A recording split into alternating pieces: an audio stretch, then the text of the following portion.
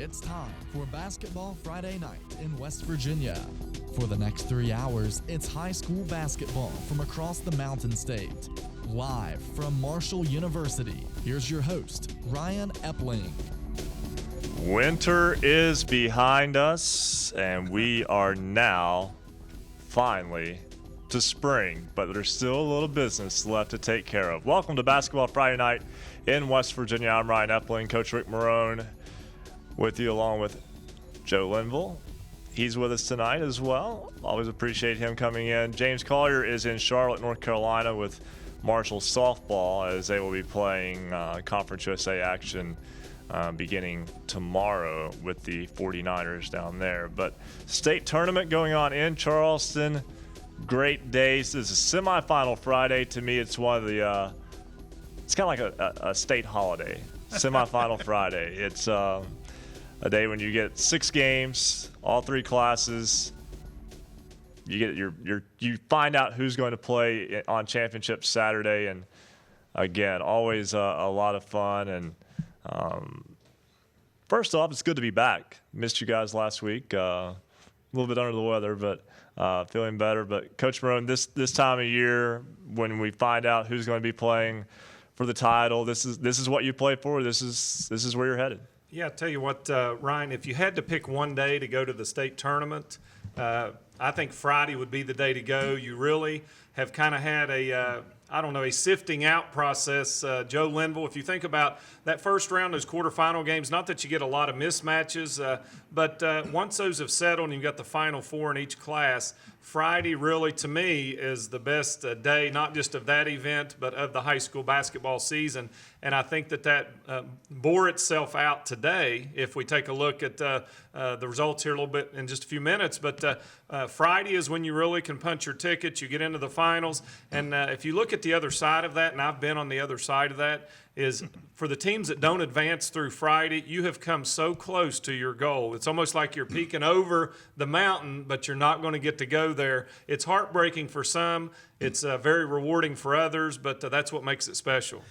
You know, the intensity builds every game. Once you come out of the regionals, you're going to the big dance in Charleston. You go to those quarterfinal games. You get kind of in tune to what's happening, all the hoopla and everything in Charleston, and it builds. And then you get that first win under your belt, and you've got a little momentum going into the semis. And like you said, the winner goes to the big dance on Saturday. Well, let's just jump right into it here because we've got a game going on right now. We've had 5 games completed in Charleston today.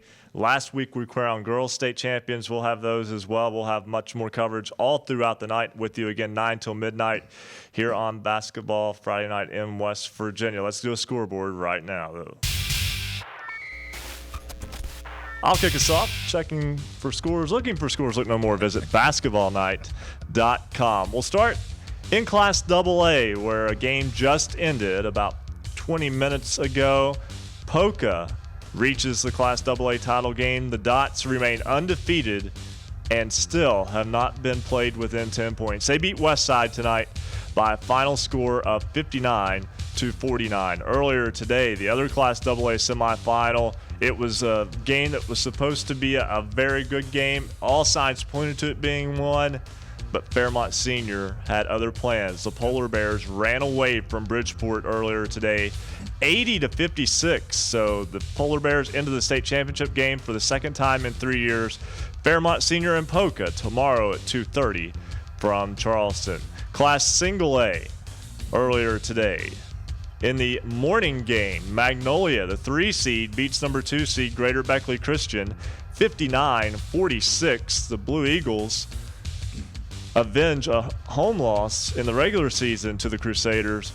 Magnolia will play for the Class A title against sectional rival Wheeling Central. The Maroon Knights come from behind in the fourth quarter to defeat Williamstown tonight, 62-53. That's a Wheeling Central team that has lived on the edge for the past 2 years, but they're going to play for a second straight state championship tomorrow. It's Wheeling Central and Magnolia tipping off at noon. And in Class AAA, earlier this evening, Parkersburg South, the number 1 seed, routs number 5 Woodrow Wilson 63-45. Big game in that one from Ty Dobson. We hope to hear from him a little bit later on as well. And in a game that's just about to get underway, the nightcap at the Charleston Civic Center Coliseum, perhaps one of the most anticipated games of the day in what has been the most anticipated session in at least 3 or 4 years probably. You'll have Huntington and Hurricane. Moving back 1 week to last Saturday, Girls State Championship final scores, AAA Morgantown repeats with a 48-31 win over Parkersburg South. Sissonville pulls the upset in AA and defeats Fairmont Senior 50-47. And St. Joe out of Huntington wins its 7th consecutive Class A state title, defeating Wheeling Central 40-37. That's a look at your basketballnight.com scoreboard update. And guys, before we go to the phones, anything there jump out at you from a day full of action as semifinal Friday heads toward its crescendo here tonight? Well, I'll tell you what jumps out at me is Fairmont Senior. I think just in Class AA, as you mentioned, their second trip to the championship in 3 years. Not that they're out of the kind of the mainstream, but where they're located, and of course part of that Big Ten Conference, which is a real power in Class AA in North Central West Virginia. I think that they're a team that's not feeling a little bit slighted, but Polka has obviously been gathering all the recognition, and we've probably been a part of that. I mean, because Polka has put together an impressive run. They're undefeated. They're trying to do something that hasn't been done since 1987 with Payton City to run the table undefeated. And, Joe, I think Fairmont Senior, a dark horse, but that impressive performance, an 80-56 win today, has got to open some eyes. Yeah, I think a lot of people thought it was going to be Polk and Bridgeport in the finals tomorrow, and the Polar Bears come in and they had something to say about that, and they played an intense game today and stepped up and showed that they had what it takes to win. So definitely, some great games already matching up for tomorrow. Can't wait for that. Of course, Huntington and Hurricane are just underway in Charleston, and actually there's 4:53 left in the first quarter, and they are tied at 5. So we'll keep up with that. Of course, who can forget a year ago that wild Hurricane Hedgesville semifinal Friday game, as we were on the air here and following that along, and it got down to the wire, went to overtime, and Hurricane pulled it out. But some threes at the buzzer. Hurricane getting pretty good at that at the Charleston Civic Center. They had one done to them last year to force overtime, but did end up beating Hedgesville in that game. As I mentioned just a moment ago, on the girls' side, last Saturday at the Charleston Civic Center Coliseum, Huntington St. Joe won its 7th consecutive Class A title and its 8th consecutive appearance in the title game. Shannon Lewis is the head coach of the Irish. He joins us now. And Coach, this one a little bit different than the previous, say, 3 or so, where you had Michael Johnson and Griffin Dempsey. This group led by Michelle Johnson, and a little bit of a different group, but still at the end, tougher road, same result. Well, it was I don't know if it was a well-played game, but it was an exciting game. And, we had a bunch of young kids out there playing, and, Wheeling Central, a very good ball club, and, they make the play sloppy at times, the way that they defend, and, it turned out to be a real good game, but we were able to pull it out at the end. 17 points from freshman Alexis Hall in that ball game. Taisha Taylor with 12 points in that game as well. And, let's be honest. The last couple of years, you've been far and away the most talented team in Class A. This year, it was a process. Talk me through that process this year of improving through December and into January and February, and being able to beat a very good Wheeling Central team. Well, it definitely was a process. We hadn't played a lot of ball together. Kids with a bunch of new kids on the floor, and it through December, I was worried with their work ethic, their drive, and later in the season we were able to pick it up. Young kids think they're working hard, but they're not working as hard as they need to be. And we toward the end of the year we were passing the ball better. Our offenses we knew better. We knew our role was better, and we started gelling a little bit late in the season, and it was going to take that to beat Wheeling Central. How hard is it to keep a team? I guess I want to say focused, because a lot of times in high school, especially, you get good groups that go through, and the kids behind them kind of live off of their success, so to speak. But this young group for for St. Joe making a big step in making its own name going forward? Well, we talked about it. We tried not to drive it in, but we had a streak going, and everybody's trying to knock you off. You're everybody's big game, and we just talked about, are you going to be the one to slip up? And that's why we talked about putting forth more work ethic and working harder. And, like I said, we try not to put the pressure on them, but, there is some pressure there. But, obviously, like I said, they stepped up when they needed to. We got better late in the season, and we had to beat them. And, like I said, at the end, we had a couple of young kids make some big plays. Taisha made 2 critical plays late in the game, and Alexis kind of kept us solid throughout. So they were big players for us. Well, we mentioned Michelle Johnson. She went out with an injury, and basically they had to carry her off the floor, but she was able to come back, even though a little bit slowed by that injury nonetheless. But she's kind of been the bridge, so to speak, between that outstanding group of a year ago and to this group as well. How has her role changed within the program? Well, she was the facilitator this year. She was kind of the fifth wheel the last couple of years, just a defender that occasionally took a couple shots a game. And this year we made her the point guard, and her job was to get the ball to other people and still be a good defender. And obviously when she went down, I was really worried. We couldn't have won without her. And she did come back. She was hobbling. I saw her the next day, big old ankle swollen, big bruise, but she gutted it out. And I was worried. We talked about throwing a press on at certain parts of the game, but when your fastest kid and your best defenders hurt like that, we had to rely on our matchup zone. So we stuck with it the whole game, and we were able to pull it out. Coach, 85 straight wins now over West Virginia opponents and 7 straight Class A state championships. Congratulations, and certainly hope you enjoy the offseason. Wish you the best of luck moving forward.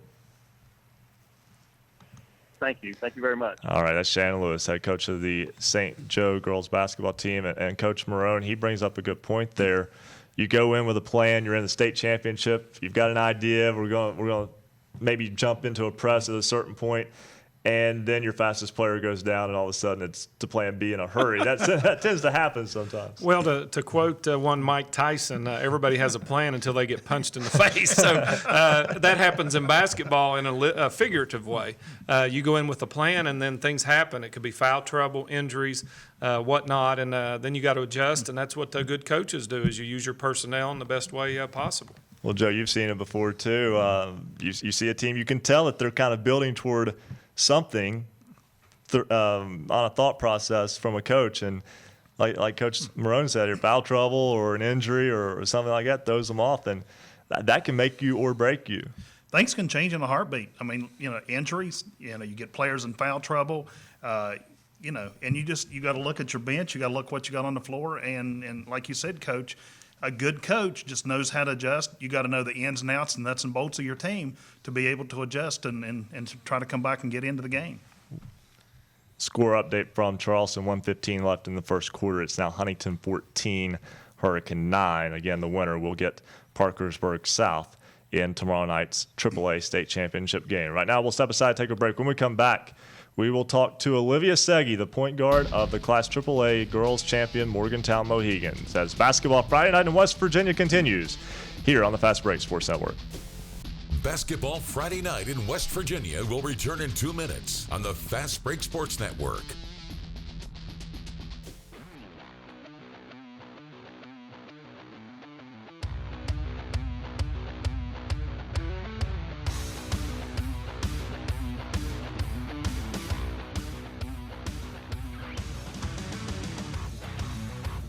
Special thanks to all of our affiliates. We appreciate each and every one of them hanging in there with us this season and carrying Basketball Friday Night in West Virginia throughout the Mountain State.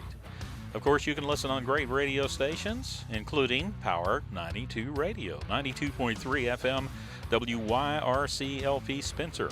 And we'll be mentioning some names of people that helped us get on the air on all these stations.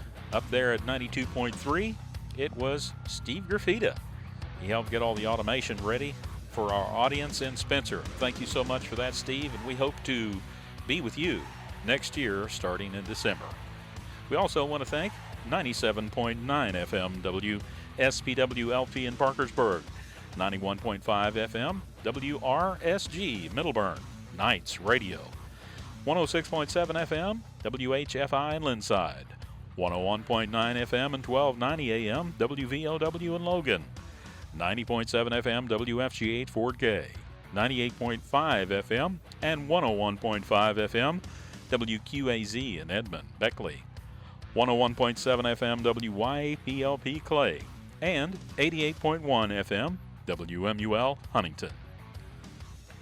If you got access to cable in the Huntington area, you can tune us in on Channel 25 Comcast. You can also go over to Armstrong Digital Channel 204 and find us there.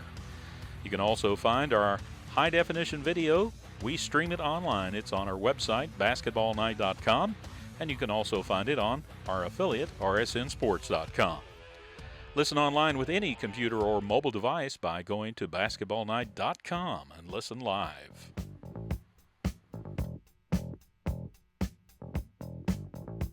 Stay up to date on your favorite teams. Check out basketballnight.com. Now, back to Basketball Friday Night in West Virginia with Coach Rick Marone, James Collier, and Ryan Epling. 9:16 on this Basketball Friday Night in West Virginia. I'm Ryan Epling along with Coach Rick Marone. Joe Linville in with us as well. James Collier is in Charlotte, North Carolina to cover Marshall softball. The Morgantown Mohegans girls basketball team capped off a second consecutive AAA state championship with a 48-31 win last Saturday over Parkersburg South. The Mohegans went 26-1 this season, and the catalyst behind that, other than Coach Jason White, who I'll have to give him a little credit too, but the catalyst behind that was the point guard Olivia Segi. She joins us now, and Olivia, first off, congratulations on your second consecutive AAA state title. Thank you. I really appreciate it. Well, tell me about the difference between last year and this year for your role specifically. I know that last year you had to score more. Your team relied on you to basically put the ball in the basket more than anybody else on the team. But this year you were able to kind of distribute a little bit more, didn't have to have the scoring load on your shoulders. Right. I think that there was definitely everyone on the bench could go in the game and make things happen. So it wasn't all the pressure wasn't just on me to make plays. There was other girls that could make passes and shoot the ball. So it was definitely a lot less pressure for me. And I think this year was a lot more pressure as a team, though. If that makes sense. Like, there was a lot more pressure for us to win the state championship, unlike last year where there was nobody who thought we were going to win. What was the difference in that like for you, from your standpoint? The difference was, for me, I mean, this year's just as meaningful, but last year it was just kind of like we were the only people that knew we could do it. And so it was kind of like we were proving ourselves to everybody last year because, like I said, nobody else thought we could win a state championship last year, even people in our own town. So it was kind of just a proving point for us. You had 15 points in that win over Parkersburg South. And I think the most impressive statistic to come from the state tournament, you defensively set a AAA state tournament record for holding opponents to an average of just 30.3 points per game. That was 3 points less than the 1981 Parkersburg team that had the previous record per game. So you held Parkersburg South to 8 points in the first half. How are you able to be so successful defensively against a team with that much offensive firepower? I definitely think for us that's been the only thing that's allowed us to win games, including last year. Last year we weren't very strong on the offensive end, and we had to rely on our defense to win us games. So I think this year, in the beginning of the year, our offensive game was more there, but we lacked a little bit in our defensive end. So that was really, really focused in practice when we did defensive drills. We probably did defense for an hour of every practice. And also, I mean, if you can hold a team to 8 points in the first half that is used to scoring 30 points in the first half, there's going to be they're going to freak out. So that's basically what our goal was. If we can hold this team, who is a team that relies on their offensive game, then we can win the game. Olivia, Joe Lindell here. You were talking about being under pressure. Where does that pressure come from? Is it just the community, classmates, teammates, coaches, or where does it actually, where do you feel that pressure coming from as far as winning that second state championship? Right. Honestly, I think most of the pressure comes from ourselves because it's pressure, but it's also nerves and compassion. Like, we all want to win the game so bad that we feel this pressure that if we don't win, that we wouldn't know how to react. Like we were saying before the game, that none of us prepared ourselves to lose for that game. None of us had a mindset in our head that was like, well, this is what we're going to do if we lose. Like that wasn't an option. So I think for us, a lot of the pressure comes from ourselves, but like you said, our community gives us a little bit more pressure too.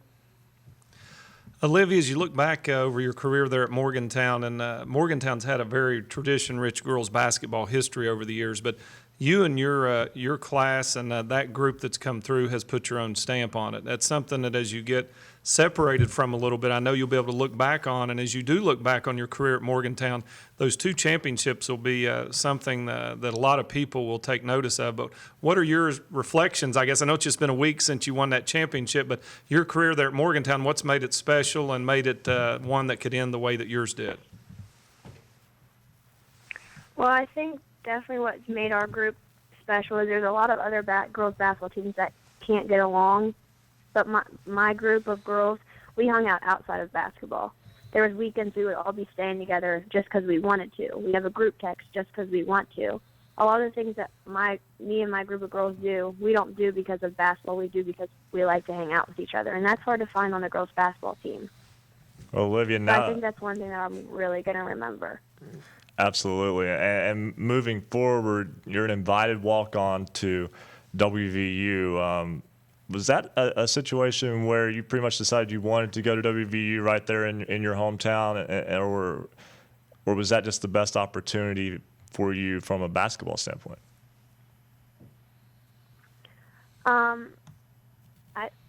Anybody that grows up in a college hometown, obviously their dream is probably to go to that college, especially if it's a good college like WVU. So I think a little bit of both. WVU is a very good basketball school. Even if I don't exactly get what I want, I'm playing for a team that's outstanding, that has a lot of tradition just like we do. So I think it's an honor to play for them, but it was also an honor to even be asked. So I think me staying in my hometown, I can be around the people that I love, and if I need support when I'm going through this change in a basketball life, because it's going to be a lot tougher than I've ever had to imagine.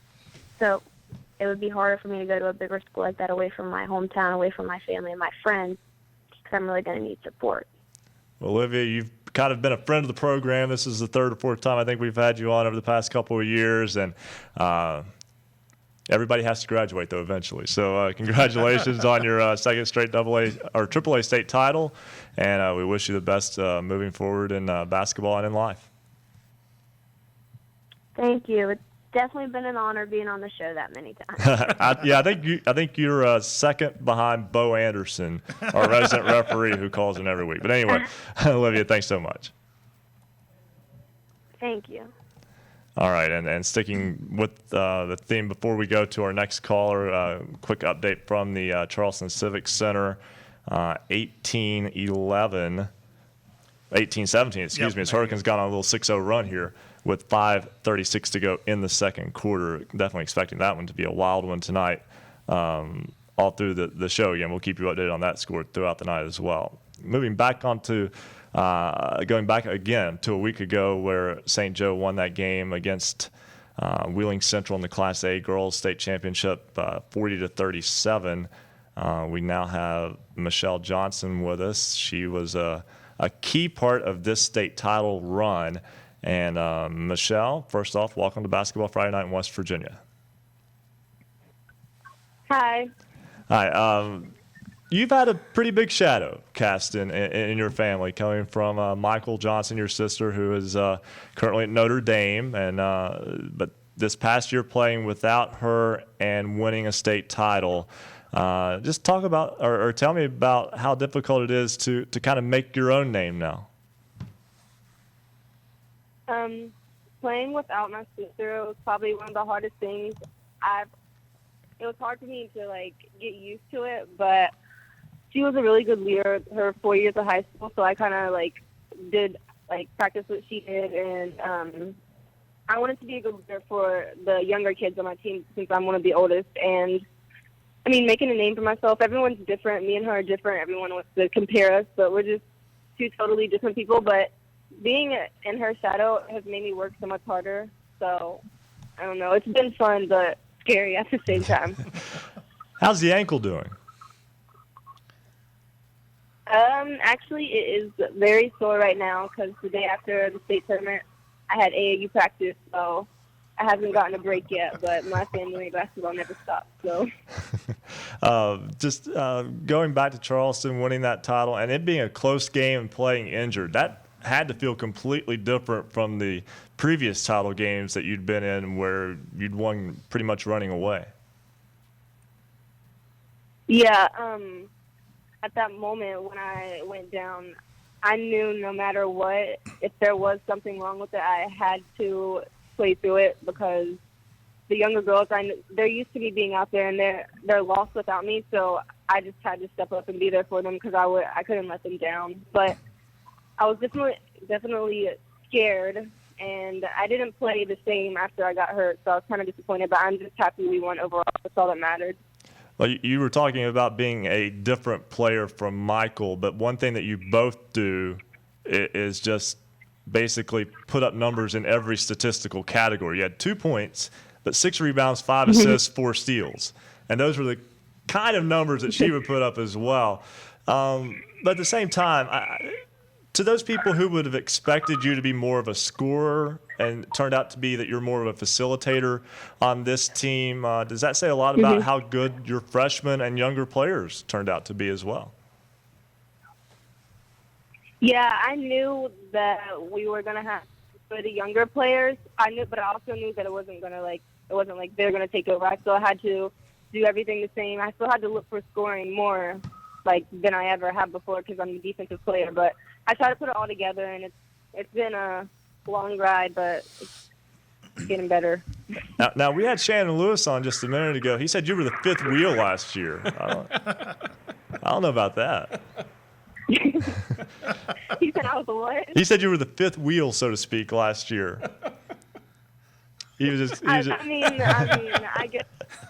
I guess I was. They just used it for defense, but whatever. All right. Hey, Michelle, congratulations on a state championship, and certainly hope your ankle gets better and end up with a good AAU season as well. Okay, thanks for having me. All right. That's Michelle Johnson from Huntington St. Joe, who just won its 7th consecutive Class A girls state title. Right now, we'll step aside, take a break. We'll come back. We'll get you a scoreboard update, and we're continuing to follow that final game of the day in Charleston, the Class AAA semifinal between Huntington and Hurricane. We'll update you on that one as well as Basketball Friday Night in West Virginia continues here on the Fast Break Sports Network. Basketball Friday Night in West Virginia will return in 2 minutes on the Fast Break Sports Network.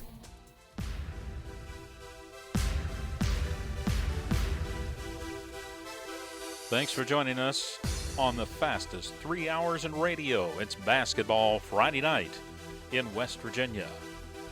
A shout out to the folks sending us messages on Twitter, and thank you very much, and keeping us updated on the games too, including Kirky McCown, Joe Myers, Leslie, Austin King, who is a new follower tonight, Pineville, West Virginia, Paige Anderson, Angie Mayhew, Jennifer Stewart, also a new follower, Jay Swartzmiller, and Junebug 232.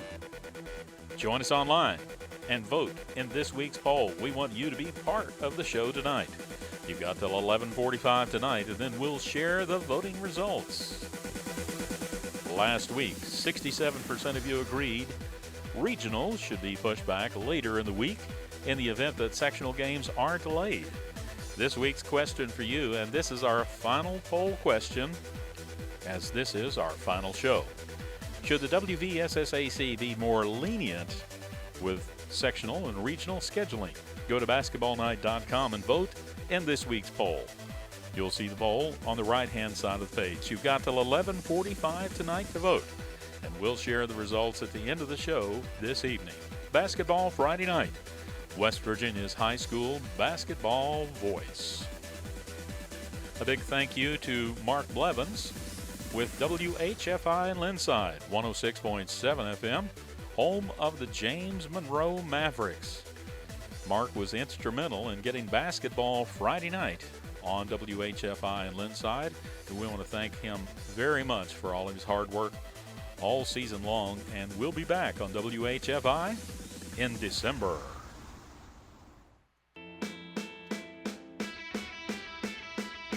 Celebrating high school basketball around the Mountain State, you're listening to Basketball Friday Night in West Virginia on the Fast Break Sports Network. Now, back to your hosts, James Collier, Coach Rick Marone, and Ryan Epling. 9:30 on Basketball Friday Night in West Virginia, the season finale. 15 weeks. Where did it all go? Well, at least winter's behind us, allegedly. Finally.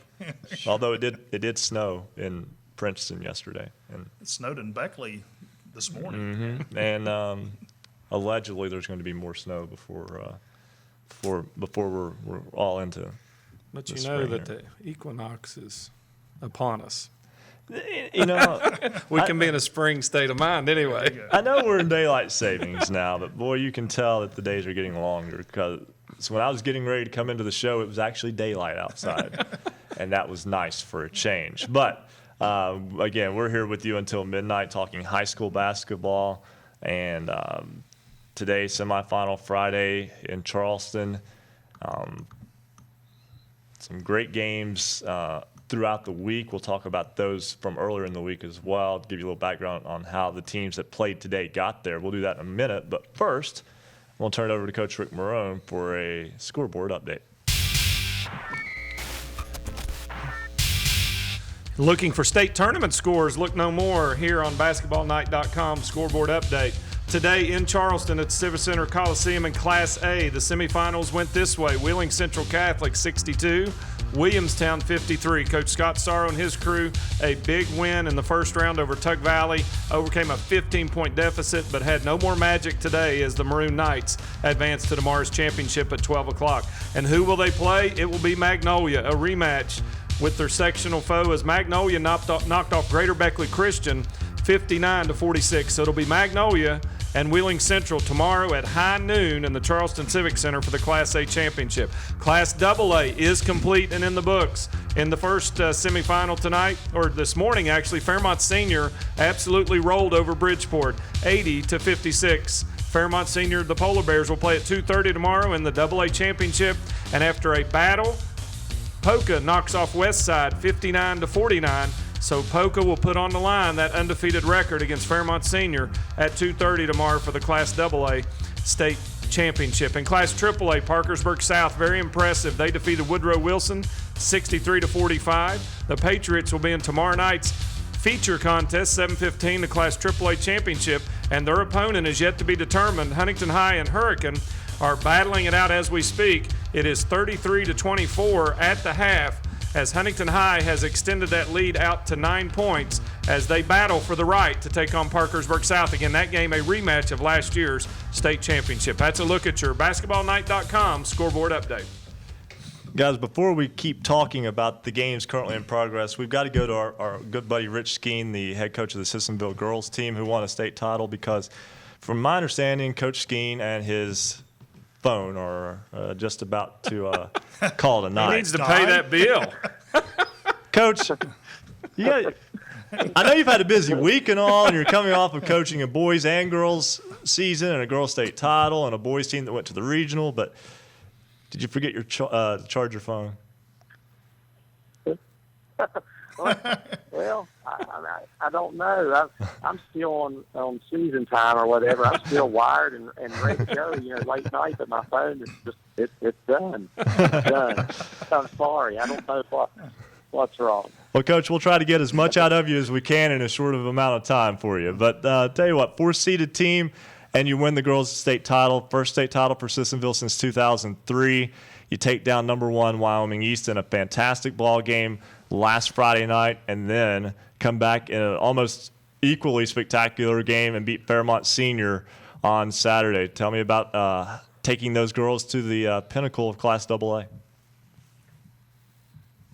Well, nothing that I did as a coach. I'm just blessed to have some girls that were just very, very focused. And I think getting so close last year just really made them want it that much more. And if you could have seen them in the locker room before the game and stuff, just really a focused group. And I really don't think, and Madison said this in one of the post-game interviews, that I don't think we had the most talented team there, but I think we had the biggest heart. And I just think that I've always heard, you got to have some luck involved and stuff like that. And we had some breaks go our way and all that.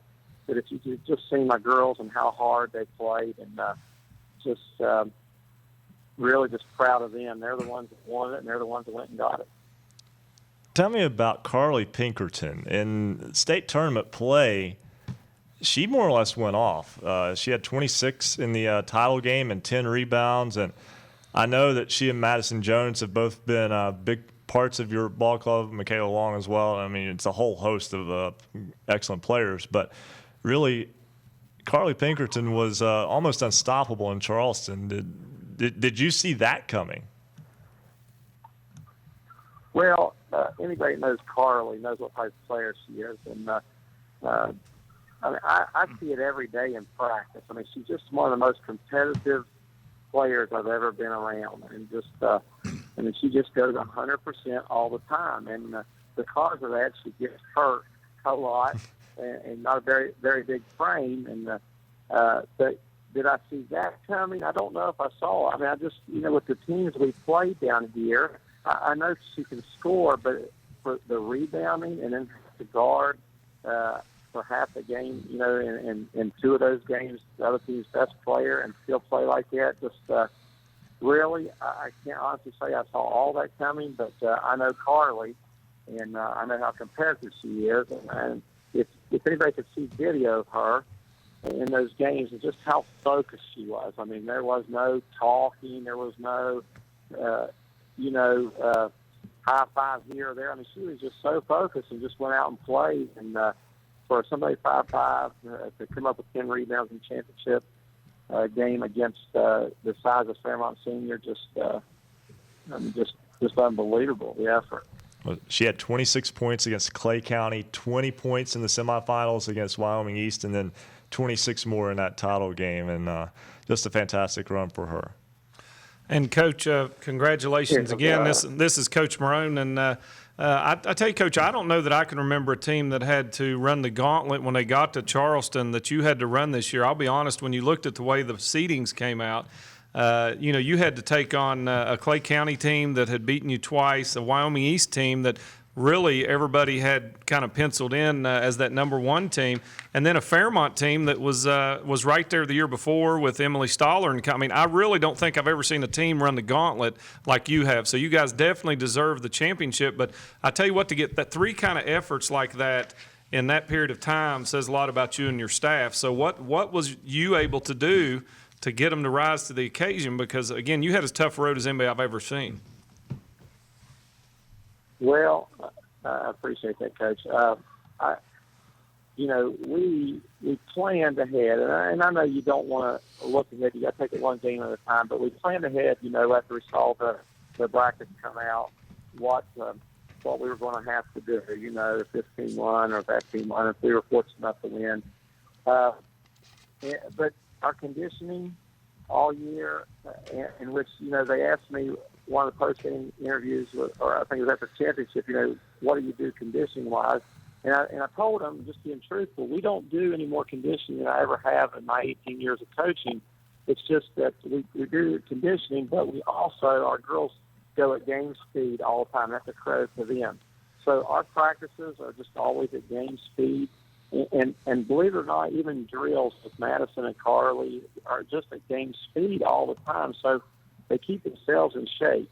Now, I was really concerned, to be honest with you, having to play. Our game didn't get started, Thursday. It's almost 9:30, and then have to turn around and play at 7:15 the next night, and then have to turn around and play at 2:30. After the Friday game, I was really concerned with our legs. I just thought that Fairmont was able to rest so many girls. They played 14 girls, I think, in the quarterfinals, and about that many again in the semifinals. And I just was fearful that our legs would give out. But ice baths, believe it or not, as much as players hate them, they took ice baths after each game and again the next morning.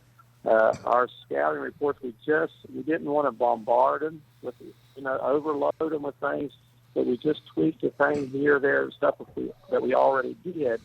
And then, like I said, too, I mean, just be honest, we got a couple lucky breaks here and there. But sometimes, good players make breaks for themselves. But I think, we down 7 with 2 minutes to go against Wyoming East. Usually, you probably don't win those games, but the girls just hung in there. And Madison even fouling out, with a minute and a half to go or whatever it was. They just hung in there and just the heart of a champion. That's what I said. I know you've heard that before, but it was never more evident for me than my girls' team last week. Coach, one other thing before we let you go, I'll tell you, you guys had to come out as a runner-up in the sectional, and I understand. We've been there. I've had a team that we had to try and recover from a sectional loss, and I know that you went through that. You went to Mingo Central. You got a win at Mingo Central, but to be honest, and I kind of followed that game as you played. I think it probably wasn't at your top level, but you went in there and grinded out a win at Mingo against a good Mingo team. But I tell you what goes into getting a team that was probably very disappointed at Clay County when you lost in the sectional and getting them refocused? Or was it something that was within them that they knew they still had their goals ahead of them? Because that was impressive to me, is to lose the sectional and then go on the kind of run that you did starting at Mingo Central. Well, Coach, I apologized to them after the sectional championship, but we got off to a horrible start in that game.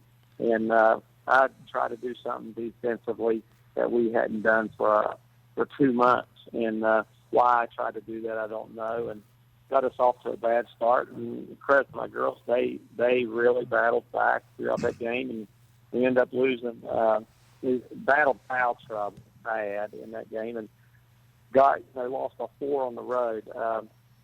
So I apologized to them that next day. And I after that, Coach, I don't know. They were just focused. I mean, they knew what was, what had to be done. That snow came. We actually, our regional system played on that Wednesday, and we're in the van, and we're between Chapmanville and Logan. We get a phone call saying their coach was flooded in. So we had to turn around and come back. It wasn't played till Saturday. So, they're just focused. And that's just a credit to our girls. It really is. They just stayed focused, and they wanted it. And you're right. We had to grind out a win down there. And believe it or not, Coach, we held the ball for 7 minutes in the fourth quarter. Why don't you ever do that against us? Well, I don't know. Coach, I know your phone's just on its last legs here, but I want to give you a chance to brag on Brooke Reed a little bit quietly. She ends up with 17 rebounds in the semifinal against Wyoming East, had 16 rebounds in the quarterfinal against Clay County. She didn't do the scoring, but she did a lot of the dirty work that helped you get those wins. Oh my gosh! I'm not here talking with you on the phone right now if it wouldn't have been for her. We're just outside. Coach Marone can tell you that. We're just outside. It seems like in every position. And for her to come up, with 16, and that's how Clay County beat us in the season, was just killed us on the boards. And for Brooke to come up with 16 in that game and then turn around and get 17, not only did she get 17 rebounds against Wyoming, she had 6 block shots. And came up with a huge basket when we're down 7 with 2 minutes to go, to cut that thing to 2. So, it's just huge. And then she came out, got her hands, and she was in foul trouble in the championship game, but we kept her out the whole third quarter, and then got her back in there in the fourth quarter. And late in the game, when it's a 2-point game, we missed a free throw, and lo and behold, who keeps it alive? But Brooke Reed, and Carly got it, got fouled again, and put us up 4. So she just played huge. And not only Brooke, but Ellie McClung, who doesn't score in the Wyoming East team, has 9 rebounds and 3 block shots. And you could take Ellie's whole career and add up the block shots, and they wouldn't equal 3, and she had 3 in that game. So it's just unbelievable effort on all of our girls' part. Hey, that's what it takes to win. Coach Rich Skeen, congratulations. Assistantville Indians, Class AA girls, state basketball champs. Thank you all. I appreciate it. All right, we've got to step aside and take a break. When we come back, we'll go back to the phone lines. We'll also keep you updated on that Huntington Hurricane game. They are out of halftime. They're in the third quarter, and somebody's made a little bit of a run. We'll have an update on that score when we come back on Basketball Friday Night in West Virginia on the Fast Break Sports Network. Basketball Friday Night in West Virginia will return in 2 minutes on the Fast Break Sports Network.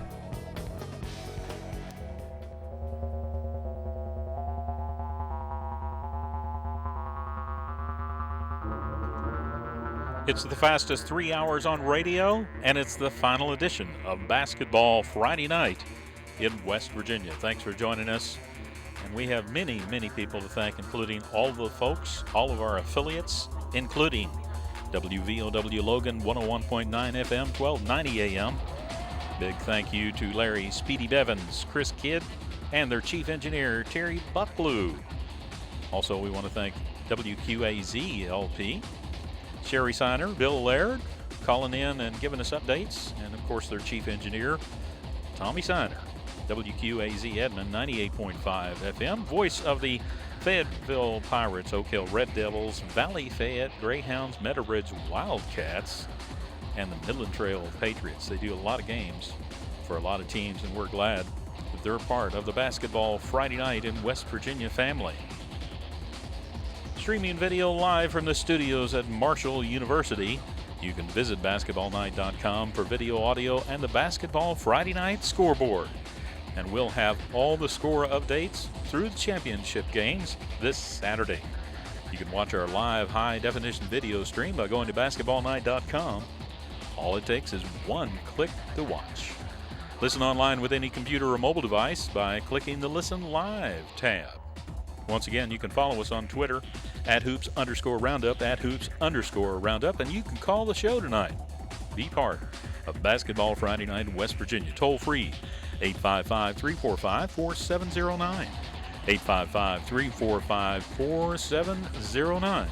And a shout out to the folks tweeting us tonight, including Renee Pritt, Trey Smith, and Young Sashi. This is Basketball Friday Night in West Virginia.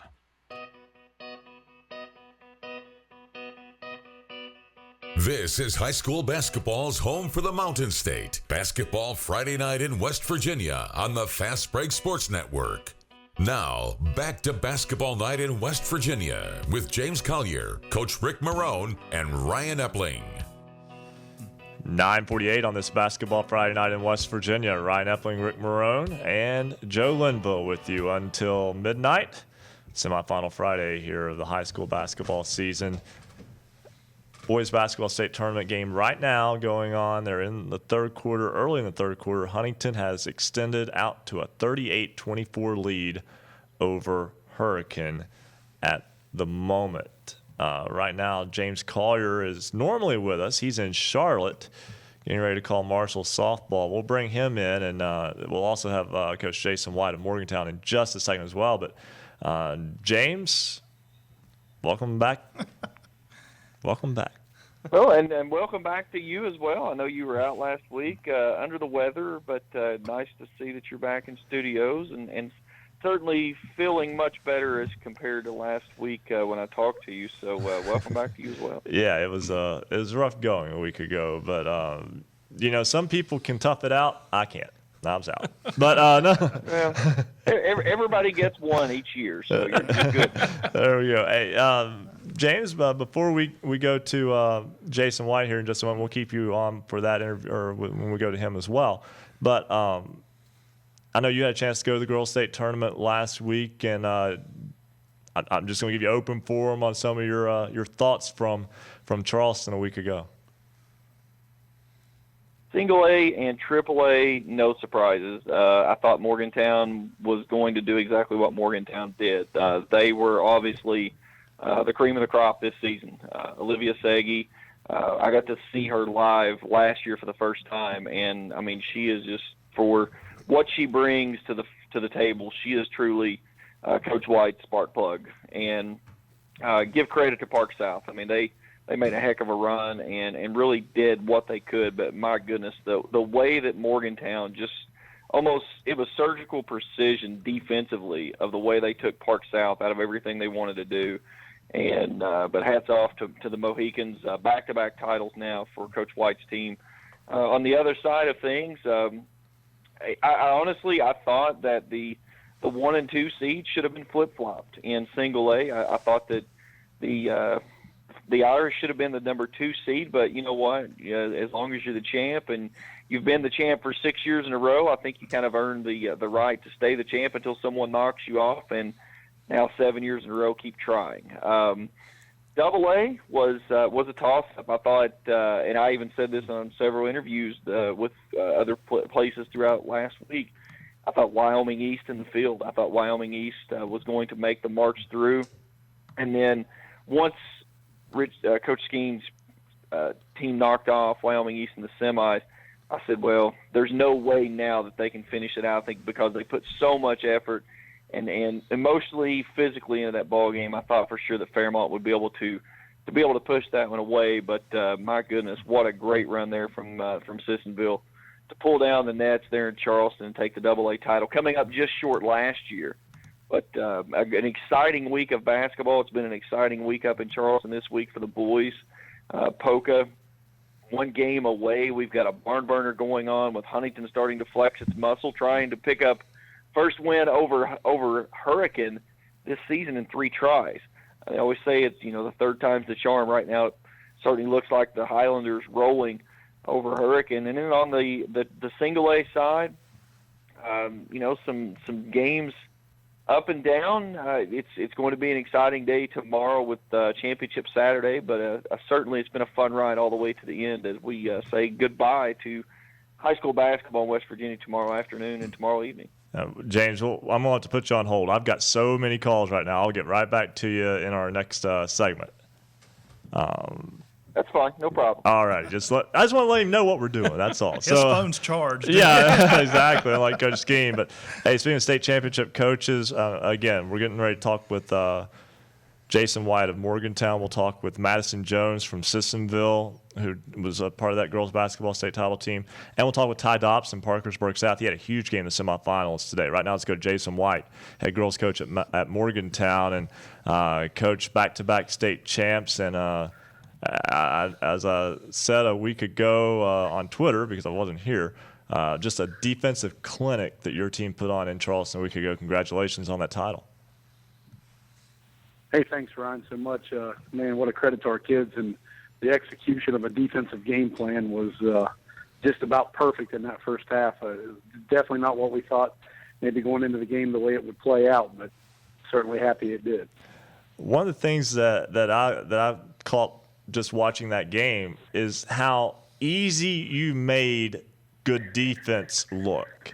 And by that, I mean, it didn't seem like you were overexerting in the wrong lanes. You weren't having to necessarily try to jump, too much pressure on the ball.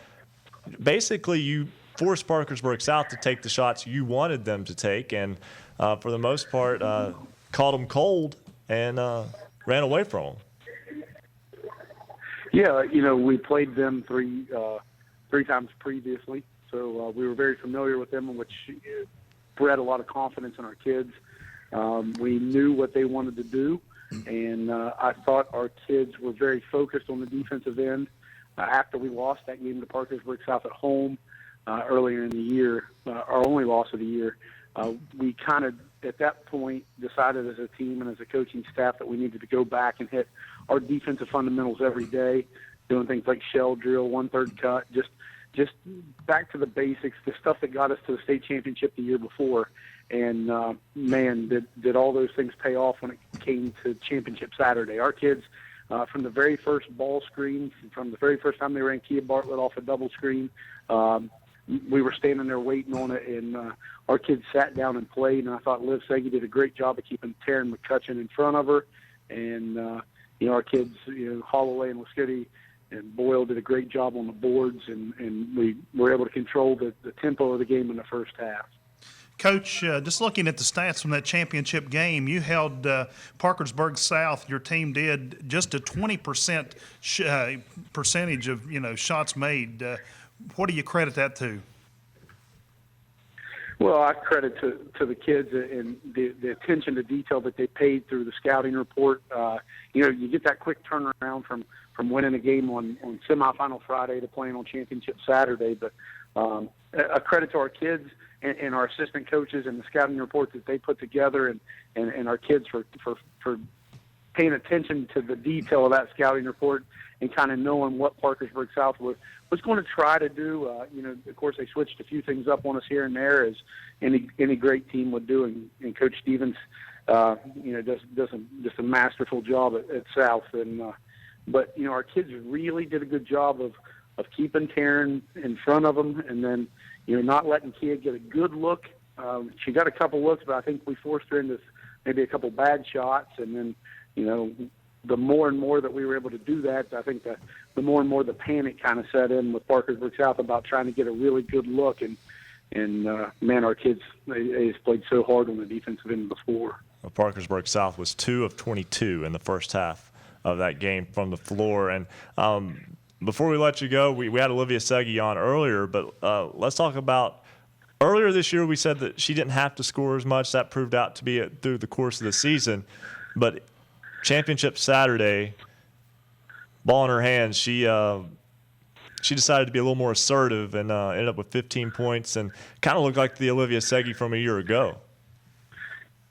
There's something about Charleston that sparks that kid. And if you've ever had a chance or the opportunity to see her play, she plays at a different level once she gets to Charleston. She's always got a quick first step, and she always leaves everything on the floor. But if you see her in Charleston, it's like she's got an extra gear that other kids just don't have. And man, what a leader she is, and she stepped up for us big when her team needed her to. And man, what a credit to how hard that kid's worked on her game in the course of 365 days. I mean, she's making threes and outside jump shots in that game, and she's able to get the ball to the rim and finish with contact. And those were things a year ago that she struggled to do a little bit. So she's really worked hard, and it's again a credit to her and her hard work. Well, Coach White, once again, congratulations. Back-to-back Class AAA state championships for the Morgantown Mohegans girls basketball program, and that's 2 for 2 now. That's a interesting way to start. No pressure now. Yeah, thanks, Ron. Hey, no pressure at all. This might be the only time you've ever had a guy on that's done the entire interview from a stairwell in Columbus. I came up to watch the Mountaineers play today, and I'm in the arena watching Albany and Oklahoma right now, and I tried to find the only quiet place in the arena, which is a stairwell, which I don't even know how to get back into the arena. I might be locked out. Well, hopefully they'll let you back into Nationwide Arena. We certainly appreciate everything, Coach White, over the past couple of years, and I look forward to talking with you again next year. As I say every time, guys, thanks for having me on, and thanks for everything that you do for girls basketball in the state of West Virginia. We really appreciate it. Well, I certainly appreciate that. It's Jason White, back-to-back state championships for the Morgantown girls basketball squad. Right now, we've got to take a break.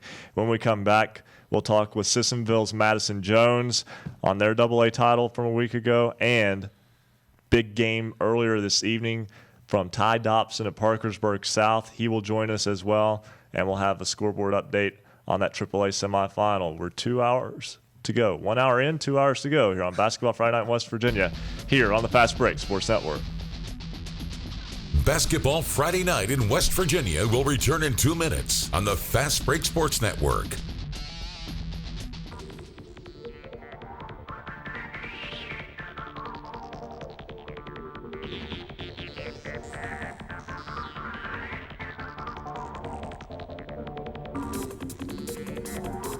Thanks again for joining us on Basketball Friday Night in West Virginia.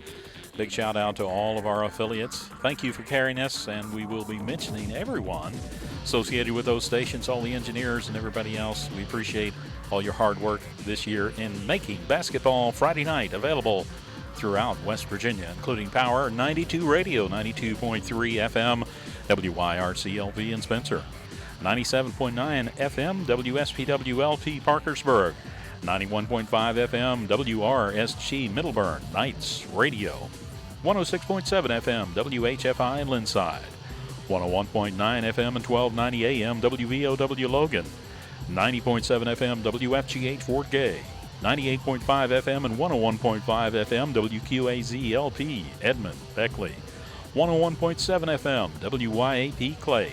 Big thank you to Andy Waddell and T.G. Griffith. T.G.'s called in all year long and kept us posted on both boys and girls in Clay County. We appreciate that, T.G.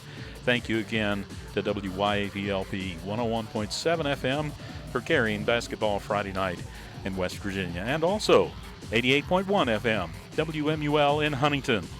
Of course, cable subscribers, you got Comcast. You can find us on channel 25, Armstrong Cable Digital channel 204. You can listen online by going to basketballnight.com. You can watch the high-definition video, or you can click on the Listen Live tab. We're right there, and you can listen on any computer or mobile device. Big shout-out to all of our new followers and all of our old followers following us on Twitter. This is Basketball Friday Night.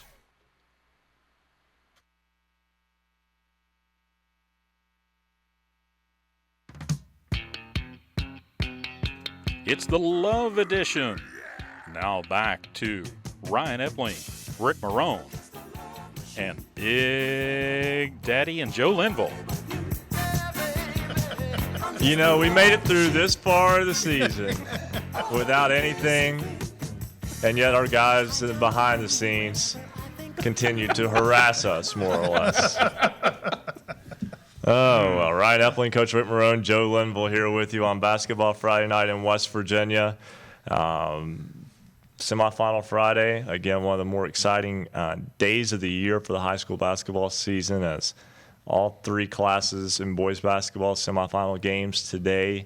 5 are in the books. 1 is in progress. We'll talk with Ty Dobson of Parkersburg South in just a moment. We'll also speak with Madison Jones from Sissonville, as they won a AA girls state title a week ago. But first, let's turn it over to Joe Linville for a check of the basketballnight.com scoreboard. Looking for scores? Look no more. Go to basketballnight.com. Let's go to the AAA game in progress. Just under 2 minutes to go in that ball game. Huntington has pulled out to a 52-26 lead over Hurricane. In a game played earlier today, it'll be Parkersburg South going to the big dance tomorrow as they defeated Woodrow Wilson 63-45. In Class AA, Fairmont Senior defeated Bridgeport 80-56. It was the Polka Dots prevailing and keeping their streak clean. They defeat Westside 59-49 earlier this evening at the Charleston Civic Center. In Class Single A, it was Magnolia over Greater Beckley Christian 59-46, and Wheeling Central Catholic defeated Williamstown 62-53. So in tomorrow's championship game, it will be Magnolia and Wheeling Central in that Class AA game, or Single A game. And that's your basketballnight.com scoreboard. Thank you very much, Joe. As he mentioned, Parkersburg South picked up a big win earlier today over Woodrow Wilson in the AAA semifinals. And the Patriots got the win 63-45. Ty Dobson had 30 points and made 8 threes in the game. He joins us now. And Ty, congratulations on reaching the AAA state championship game. Thanks. So tonight, earlier this evening, actually, it started at 5:30, but a big game against Woodrow Wilson. Again, 8 threes, 8 of 15 from the three-point line. When did you have a good idea that your shots were falling tonight? I think after I hit the first 2 threes I took, so after that I was feeling it.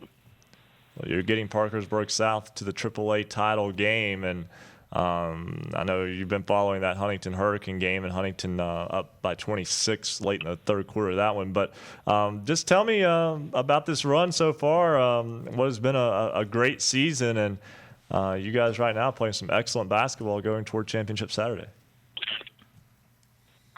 Oh, yeah, our team's really clicking right now. At the end of the season, everybody's starting to score and starting to get all these assists, and it's just the team's flowing right now. Well, Ty, Garrett Gilkison is also a big part of this team as well. 12 points today in that win over Woodrow Wilson. And we've had Cody Monroe on the show before. He had 8 assists. When you've got other weapons, does that help a guy like you? I mean, again, 30 points is a huge semifinal game today. But those other weapons, do they help make things easier on you? Oh, yeah, when Cody and Gil get in the paint, all the defense has to collapse on them because they're so good in the paint. And then when the defense collapses, they just find me open and I hit the shots. Well, sometimes Charleston, the rims can be a little unkind. And I know a year ago you guys had a tough loss to Hedgesville in the quarterfinal round, a game that started out fast, and then they were able to slow it down. But you've been able to play more at your pace in these 2 games, and looking very much like you'll face a Huntington team tomorrow that likes to play fast as well. But before we get into pace, let's talk about just the course of the season. You're one of the higher scoring teams in Class AAA. How much encouragement does Mike Fallon, your head coach, give you about when it comes to having the green light from three-point range? He tells me as soon as I pass half court, I'm allowed to shoot it. Yeah. Well, we've got Coach Marone here, Tulsa girls basketball coach. Coach, did you ever have anybody that you would let shoot from about 2 steps past half court? Oh yeah, I mean, as long as that's somewhere that they're capable of shooting, as obviously he is. If you're open, let it rip. So I tell you what, Coach Fallon does a great job, and sounds like Patriots are really focused and ready to go for tomorrow. Ty, one thing before we let you go, and we want to let you make sure you get a good night's sleep tonight. I know that'll be plenty difficult with a big game tomorrow.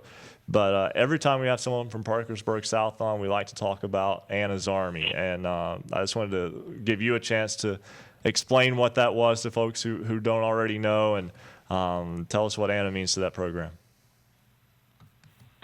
Okay, if you don't know Anna, she goes to Parkersburg South. She's a senior there, and she has a rare disease called Friedreich's ataxia.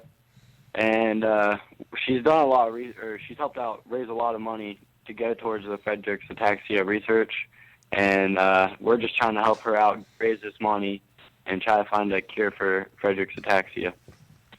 Well, Ty Dobson, always a pleasure to speak with someone who kind of knows what, has her priorities in order and everything. But a big game tomorrow night, championship Saturday, big stage at Charleston, Civic Center Coliseum at 7:15. We wish you and the Patriots the best of luck. All right, thank you.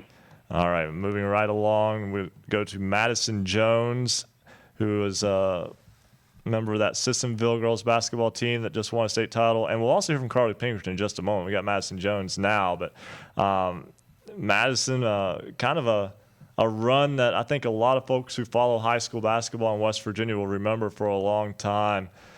Just talk to me about making that 3-game stretch where you beat a Clay County team that had beaten you twice, a Wyoming East team that was ranked number 1, and then able to beat Fairmont Senior in the finals. Heck of a run there. Yeah, I mean, I think we just came in there to the tournament. Coming in, we really just believed that we could win every game. There were a lot of good teams in it this year, but I think there were a lot of teams that could win the state championship, and I think we just came in there with that attitude that we can be that team. How big was it to get over the hump there with Clay County, because you lost there in the sectional final, and that was on the road, and it's very tough to beat Clay County in their gym. They're very, very good home and away, but they're very good at home. But once you beat them in the quarterfinal round, did that kind of set you guys up thinking, okay, now we're ready to make our run? A little bit, but probably the loss in the sectionals probably sparked it the most. I mean, that loss really didn't make us lose our confidence. I think it almost came out with a chip on our shoulder, just ready to beat them because, that was a 4-point game. It could have been anyone's game, and I think we realized that, and we really just didn't want – we thought it would be embarrassing to lose to them 3 times in a row, really. We're going to have Carly Pinkerton on in just a moment, but I want to get your perspective. She goes off for 26, 20, and 26 in the 3 state tournament games. What got into Carly? I just think that was her role for the state tournament, and her role was to score, and I think everybody filled their roles very well for the state tournament. And we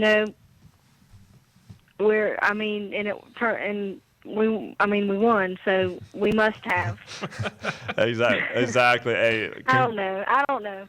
Hey, a lot of fun though, and I know that was a memorable week last week, and definitely one that, again, I think anybody who follows the sport will remember that run as well. Congratulations on the Class AA title. No, thank you. All right, that's Madison Jones. Now moving right along, and we'll bring James Collier back in as well as we bring in Carly Pinkerton.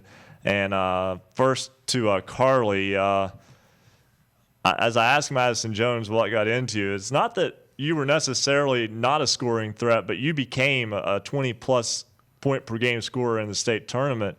And really, you get on that big stage, sometimes things can change a little bit, but it seemed like it really brought the best in your game out. What clicked for you in Charleston? Do we have Carly?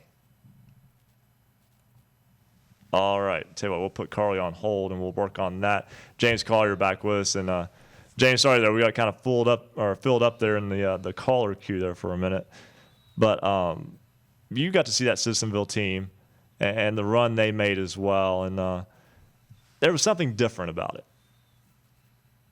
Yeah, it was something different, and I know I remember earlier on the season when we actually talked with Madison, and Coach Marone brought up the fact of Carly coming back, getting healthy, and what she brought to that team, and that with her on the floor made that team so much different than what it was at the beginning of the season. But then you, as Coach Keene brought into the conversation too, and Ryan, you brought this up, when you get double-digit rebounds from Brooke Reed, and somebody that nothing against her, it was kind of one of those things. You didn't go in saying, okay, she's going to go in and she's going to pull down 16, 18 rebounds per night.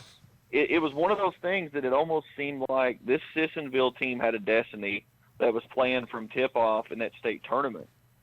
And, again, I was shocked when they knocked off Wyoming East in the semifinals, but it was a great game. They had an opportunity just to fold up everything and go away, and they made a great run and was able to come away and knock off a very hungry and a very good Wyoming East team. But to do it again the following night and pull down the state title after falling last year in that same title game, it says a lot for what Coach Keene is doing with that program and how much everybody there had bought into what he wanted to do. Well, Huntington boys right now up 66-40 on Hurricane in the fourth quarter. Didn't see that one coming. But, James, we'll keep you with us here, and we'll give you a chance to ask a question if you want. Carly Pinkerton now back with us. Carly, congratulations on the AA state title. Thank you.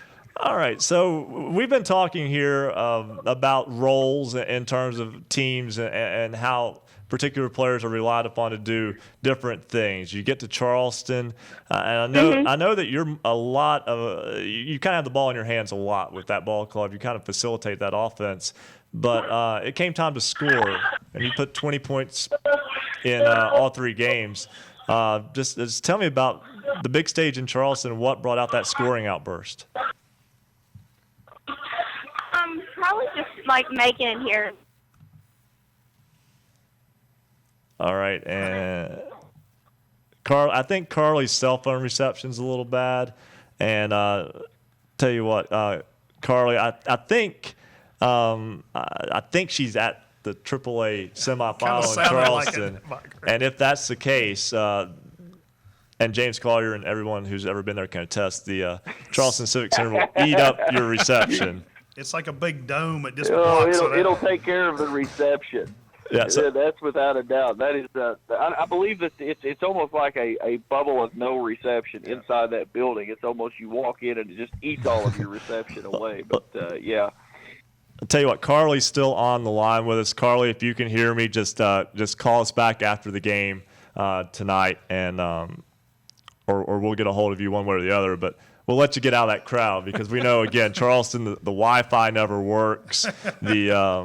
Again, you've got 10,000 people roughly there tonight for the semifinal Friday. I bet a few of them's got their cell phones on. Yeah, yeah. And, tweeting and as several writers have noted, the staff not the staff, but the overseers of the Charleston Civic Center don't see that as a problem. Don't see that is not on the high on the priority list of things to Well, I fix. think Cause was able to squeeze in a power nap today in the process of he returned to the media table, and someone had filled his seat for him. So he made a trip into the rafters and found a few people sleeping. Said that the audio sounded like Charlie Brown was talking about the not being able to see the numbers on one of the team's uniforms. And I told him, while you're up there, just go ahead and take a power nap. You could probably squeeze in a good 45 in between the time you actually get a tweet to go out if you're still trying to operate off of the Wi-Fi. But, yeah, it's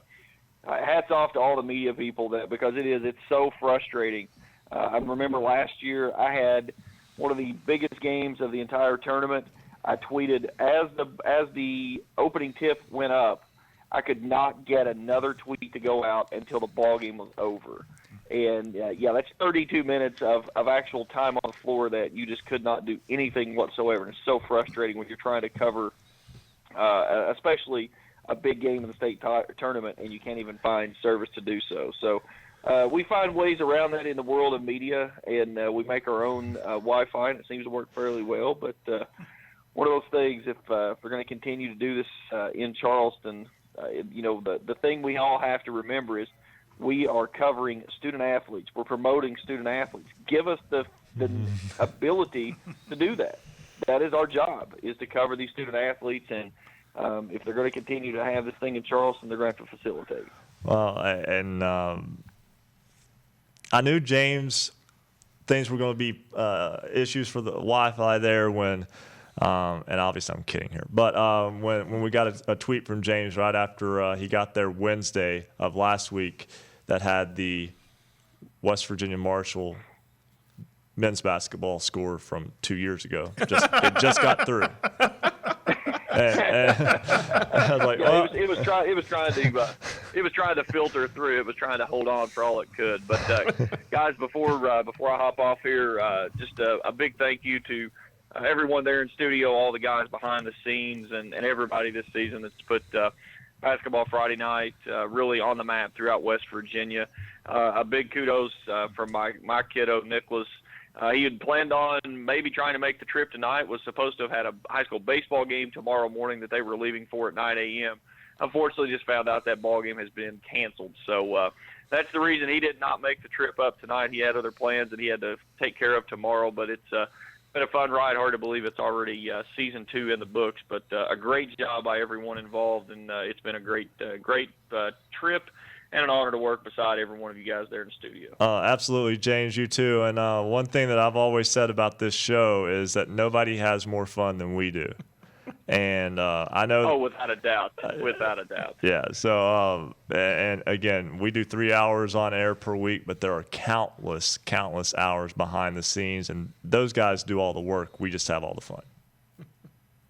Yeah, and the thing that I love so much about the show is the countless amount of people that I've had the opportunity to meet throughout the state of West Virginia, including areas of West Virginia that I have never put my foot in. And it's from the northern tip all the way in the coal fields and everything in between. It's been a great opportunity to really cement some new friendships and some new faces and some great student athletes throughout the Mountain State. It's been a lot of fun, and looking forward to continuing it next year. It will be here before we know it. Absolutely. James Collier, you have a good call of Marshall Charlotte softball tomorrow and Sunday, and I'm sure I'll see you around here in Huntington at some point.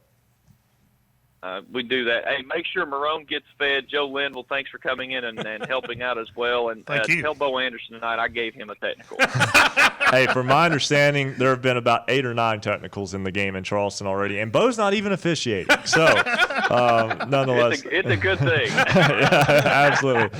Hey, James, always a pleasure. All right, Have a guys, good take one. care. All right, that's James Collier, who is calling in from Charlotte tonight. And he's got Marshall and Charlotte in softball coming up the next 2 days for WMUL FM 88.1 in Huntington. Right now, we've got to step aside and take a break. We'll come back. We'll update you on the goings-on in Charleston. As I mentioned, it's getting chippy, but Huntington looking more and more like it's heading back to the title game. We'll talk about that and much more as Basketball Friday Night in West Virginia rolls on the Fast Break Sports Network. Basketball Friday Night in West Virginia will return in 2 minutes on the Fast Break Sports Network. Many people to thank and also congratulate. We want to congratulate our standout athletes of the week selected by Basketball Friday Night in West Virginia throughout the entire season. That includes Emily Stoller from Fairmont Senior, Mackenzie Barker, Clay County Panthers, Jared West, Notre Dame Fighting Irish, Jadarian Wade, Parkersburg Big Reds, Gage Wicks, Williamstown Yellow Jackets, Gavin Nichols, Clay County Panthers, Elijah Cuffey, Polka Dots, Cody Maynard, Parkersburg South Patriots, Stephen Hairston, Sissonville Indians, Carrie LaHoda, the Tulsa Lady Rebels, Caden Whaley from Fairmont Senior, and Dottie Goodwin, Wheeling Park. Congratulations to all of the standout athletes of the week. They were selected using many different criteria, including academic performance, involvement in the community, volunteer work, and leadership. We thank each and every one of them for participating here on Basketball Friday Night, and a congratulations to them. Join us online and vote in this week's poll tonight. You've still got a little time. You've got till 11:45 tonight, and then we'll share the voting results. This is the last poll, as this is the final edition of Basketball Friday Night in West Virginia. This week's question: should the WVSSAC be more lenient with sectional and regional scheduling? Go to basketballnight.com and vote in this week's poll. You'll see the poll on the right-hand side of the page. Again, you've got till 11:45 tonight. We'll make sure we share the results at the end of the show this evening. Basketball Friday Night in West Virginia, West Virginia's high school basketball voice.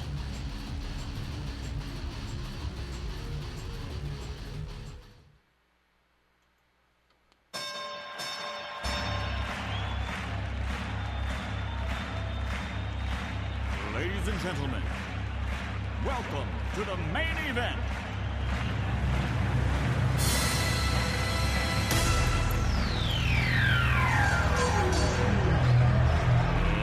Let's get ready to rumble! And in one corner of the ring, it's Ryan Big Daddy Epling. And in the other corner, it's handsome Rick Marone.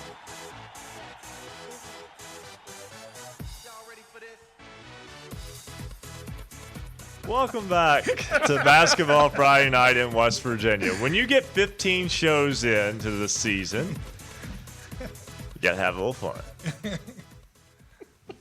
Rick Marone, as he has been nicknamed by some of the guys behind the scenes, Mr. Handsome. I haven't heard that too many times, but I've I actually appreciate heard it. that. Yeah. Funny times, funny times.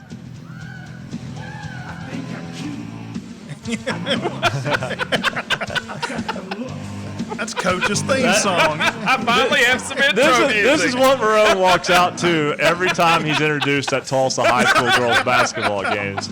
In case you haven't been there, just so you know. I feel like Ric Flair, baby. Woo! Nonetheless, hey, Basketball Friday Night in West Virginia. You never know what you're going to get on this program, and always appreciate the guys in the back. And again, we like to have a little fun. They like to have a little fun at our expense too sometimes. So nonetheless, well, I wish James would have been here for that. He'd have enjoyed that too. Yeah, I feel like a human pinata sometimes on this show. You know, and that's one thing I want to mention here too before we actually get too far along here. In all seriousness, Coach Marone, always appreciate you joining us. I mean, as a girls basketball coach, and doing this show, which covers basketball, sometimes I know it gets to be a little awkward position sometimes about having to talk about your team or having to talk about teams that you've played against. But you've always been, willing to answer anything and willing to I understand we just poke around in good fun here, but nonetheless, always have a good time, and I appreciate though you join us because again, the girls basketball coach doing this show as well can be tricky. Well, I appreciate it, and I want to echo what Coach White said. The show is a great venue for girls basketball as well as boys basketball, but I think that people that really love the sport and are a part of it think that Basketball Friday Night is the best thing going, and I may be prejudiced, but I think that, you guys do a great job, and it brings a lot of quality broadcasting to people. So I appreciate being a part of it, and I hope that I'm renewed for next year. I know I'm on a show-by-show contract. I'll have to be in negotiations as the season winds down. Yeah, your agent, your people, and our people are all working that out behind the scenes. Yeah, mine will be calling about 11:30. His name's Kaz. Yeah, we definitely look forward to hearing from Rick Kozlowski a little bit later on tonight as well. Of course, he's got to get out of the Civic Center too. Definitely. Because as we can all again, we talk about things like that, but this is also about the people like Jason White who took his time out from the NCAA men's basketball regional in Columbus to call us. And, Carly Pinkerton, who's at the girl, or who I think is at the boys state tournament right now. She was at a basketball venue of some sort. There was something going on there, but, but still taking time out to talk with us. And, we couldn't do it without you guys. This is for our listeners and people who watch on basketballnight.com as we kind of joke around, we do the show about them and we do the show for them.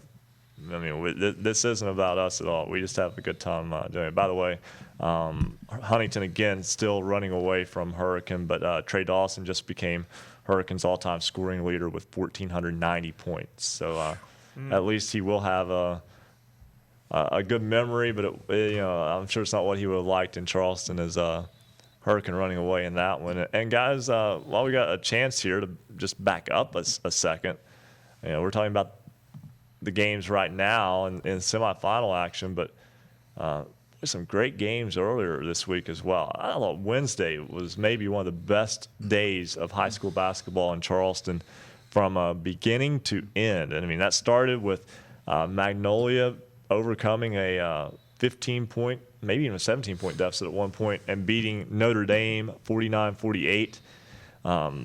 Also in that same session, you had Wheeling Central, the #1 seed, in overtime against the #8 seed for the second consecutive year. This time it was Charleston Catholic. Charleston Catholic had a 6-point lead in the final minute and 15 of that ball game, and Wheeling Central hit a pair of threes and able to get that. And now Wheeling Central is going to play for the title. We'll talk much more about them in just a moment as well. But also you had Woodrow Wilson with a 1-point win over Martinsburg.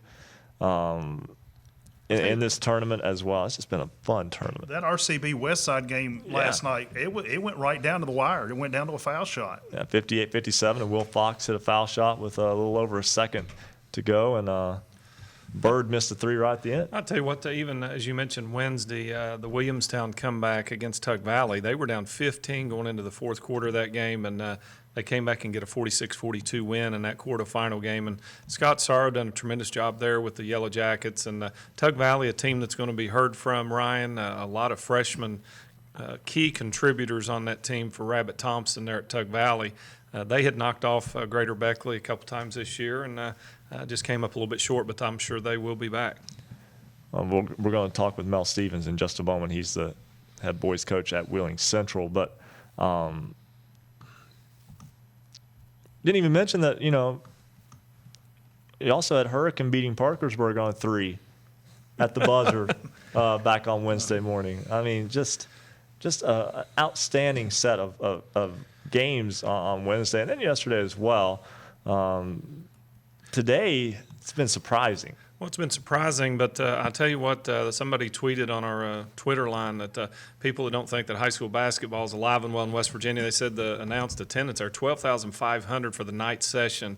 That's a sellout. That is a sellout. That's a huge statement about the state's interest in high school basketball, and that's why we do what we do. And I think that this state tournament, I really think both. I think the girls and the boys tournaments both have kind of pumped some new life. Not that it needed it. I mean, the boys tournament, Ryan, is always a big draw. But I think, like you said, from Wednesday through today, and I can only imagine what tomorrow will bring, it has had a little bit of everything. We're going to talk with Mel Stevens, head coach of Boys Central, in just a moment, but we're right up against a break. We need to take a break right now. We'll come back. We'll talk with Coach Stevens when Basketball Friday Night in West Virginia continues here on the Fast Break Sports Network. Basketball Friday Night in West Virginia will return in 2 minutes on the Fast Break Sports Network.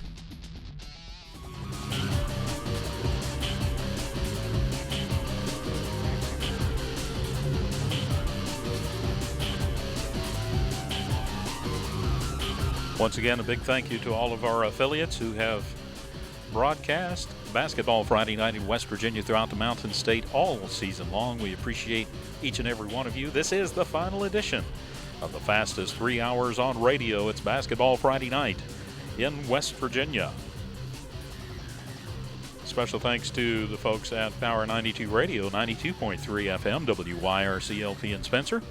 97.9 FM, WSPW-LP Parkersburg, 91.5 FM, WRSG Middleburn, Knights Radio, 106.7 FM, WHFI Linside, 101.9 FM and 1290 AM, WVOW Logan, 90.7 FM, WFGH Fort Gay. We want to thank Hazel Dameron for all her support and all her work, as she's been there at the station running Basketball Friday Night in West Virginia each night for us. Thank you so much for that and all your help.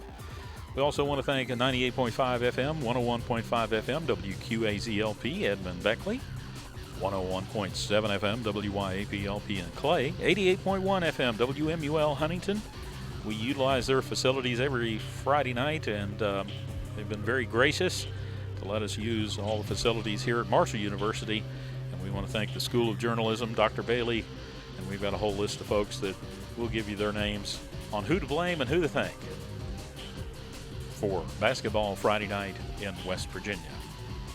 Don't forget the poll. Join us online, basketballnight.com. We want you to get your last vote in should the WVSSAC be more lenient with sectional and regional scheduling. Go to basketballnight.com and vote. This is Basketball Friday Night in West Virginia. Stay up to date on your favorite teams. Check out basketballnight.com. Now, back to Basketball Friday Night in West Virginia with Coach Rick Marone, James Collier, and Ryan Epling. 10:32 here on Basketball Friday Night in West Virginia, halfway through. We'll go with you till midnight on semifinal Friday of the boys high school basketball season. Of course, girls ended a week ago, Saturday, with the championship games. We'll talk with Wheeling Central boys coach Mel Stevens in just a moment. But first, I'll do an update right now of the basketballnight.com scoreboard. Looking for scores? Look no more. Visit basketballnight.com. They've gone final in Charleston. The last game of the night, meaning all the title games, are now set. Final score, it was Huntington 82, Hurricane 57. So Huntington will be in the Class AAA title game tomorrow night at 7:15, where they will take on Parkersburg South. The Patriots beat Woodrow Wilson tonight 63-45 behind 30 points from Ty Dobson. He had 8 threes in that ball game. The Class AA title game is at 2:30 tomorrow. Polka will try to become the first undefeated boys team in West Virginia since 1987. The Dots beat Westside by 10 tonight, 59-49. They will take on Fairmont Senior. The Polar Bears routed Bridgeport this afternoon, 80-56, in what was the third meeting between those two. They'd split the first two, but Fairmont Senior just dominated Bridgeport in today's semifinals. And tomorrow at noon, it's the Class A championship game, and it's a Region 1, Section 1 rematch between Magnolia, who defeated Greater Beckley Christian today 59-46, and Wheeling Central, the Maroon Knights, defeated Williamstown today 62-53. That is your basketballnight.com scoreboard update. I mentioned Wheeling Central getting that 9-point win over Williamstown. That was a game that the Maroon Knights actually trailed after at halftime and after 3 quarters, but outscored the Yellow Jackets 20-8 in the 4th quarter. Mel Stevens is the head coach of Wheeling Central. And Coach Stevens, I have to ask, the last 2 years you've been in 3 overtime games in Charleston. Are they trying to shorten your life a little bit? I think so, yeah. I mean, somehow, some way we found a way to get through those 3 games, and, we're fortunate to be in the championship game tomorrow again. 28 points tonight, 12 rebounds from Chase Harler, WVU commit, and obviously he's got a lot of help. You guys have won the 2 games you've won. You really won in different manners. You won with the 3 against Charleston Catholic, and really able to grind out that win today against Williamstown. Right. We've had games, like that during the season where, we shoot the ball really well. And, we got some kids that can shoot the three-pointer, and then there's been some games where we've struggled out there. But, Chase gives us a lot of options with his ability to not only shoot the ball but drive the ball to the basket. And, today he did a great job at doing that and made some really nice passes down inside to Brian Campbell to get him some easy buckets. Well, Coach, how important has the experience been? Because, again, last year you were in that opening round game against Parkersburg Catholic that went to overtime, and really you made a fantastic comeback down the stretch just to force overtime and then win it. You ended up going to overtime in the title game, winning that against Charleston Catholic last year. Parkersburg Catholic was the quarterfinal game. But how much did that experience help this team? Because I know you have a lot of kids back this year.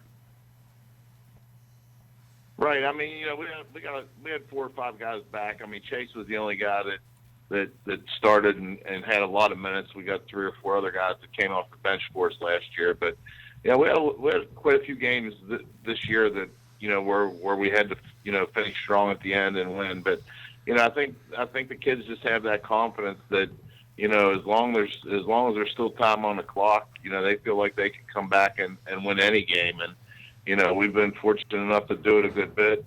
As coaches, we certainly would like to get a breather here or there, but when you get to tournament time, all you want to do is win. It doesn't have to be pretty or anything like that. You just want to win and advance on. And we've been fortunate enough to do that this week down here, and we're looking forward to the game tomorrow with Magnolia. Well, again, Magnolia tomorrow. It's a rematch of the Region 1, Section 1 title game that Magnolia won. And you guys are in what I think most people would agree is top to bottom the best sectional in Class A. And obviously it's being proven that the top 2 teams, but just getting out of that section, that's its own battle. Does that help when you get in these tight games too in Charleston? I think so. We felt, we had 4 or 5 really quality teams just in Section 1 up there. And the feeling in our section was whatever 2 teams came out of that had a really, really good chance to make it down here to Charleston. Whether it would have been us in Magnolia or Cameron and Bishop Donahue. But, we were fortunate enough to make it down here, and, it's worked out to where, we're going to play those guys tomorrow again for the championship. Well, tell me about the matchup. Preston Boswell is obviously the name that is very well known for Magnolia, and they had a very tough game against Notre Dame. But then today they were able to kind of run away and get a win against Greater Beckley, a team that a lot of people I think thought would perhaps beat them. But I know you're very familiar with them. Just tell me about how these 2 teams match up, you and Magnolia. Well, pretty evenly, really. They've beaten us twice in reasonably close games. The one game we won by a good bit. But, Chase and Preston, pretty much cancel each other out there. And, they got a couple other guys, Spencer Campbell and Matt Winters, or Mitch Winters, very good players. And we got a couple guys, Boyd Bobby, Trenton Smith, John Burkhalter. So, it kind of evens out there. I mean, I think it'll probably come down to the role guys tomorrow for each team. If one of us can get a guy to step up that doesn't usually, score a lot of points or do a lot of things, I think, that'll be the team that'll be in the better position to win. Well, Coach, your program is one that is always on the doorstep, at least in the past 15 years or so, on the doorstep in Class A, and quite frankly, probably the preeminent program in Class A over that time period. How do you keep the kids hungry year to year? Well, the kids we've had, in the past, they kind of rely on that tradition, and they don't want to be the group that lets that down or stops a run or whatever. So, and it seems like every year we've been fortunate enough to graduate some really good guys, but we always had a pretty good nucleus coming back for the following year. And we got good kids that those guys that do come back are good leaders, and they show the younger guys that are just coming in how hard you have to work to attain those kind of goals. And we're just very fortunate to have some good kids. Well, Coach Mel Stevens, Wheeling Central going for its 8th state championship in Class A since 2002. Tomorrow against Magnolia, noon. Wish you the best of luck. Get a good night's sleep, Coach. Okay, thanks a lot, guys. All right, take care. That's Coach Mel Stevens of the Wheeling Central Maroon Knights, and we'll have our resident referee on in just a moment, Bo Anderson. But Coach Marone, take me through it. You've been there as a head coach with the Lady Rebels of Tulsa High School. You've been there as an assistant coach with the boys team. You've been to Championship Saturday. You've won on Championship Saturday against Wheeling Central, nonetheless, in 1991. But just kind of take me through that moment of the first time you step on the floor, and then the first time you step in there for a title game, and just the atmosphere around it.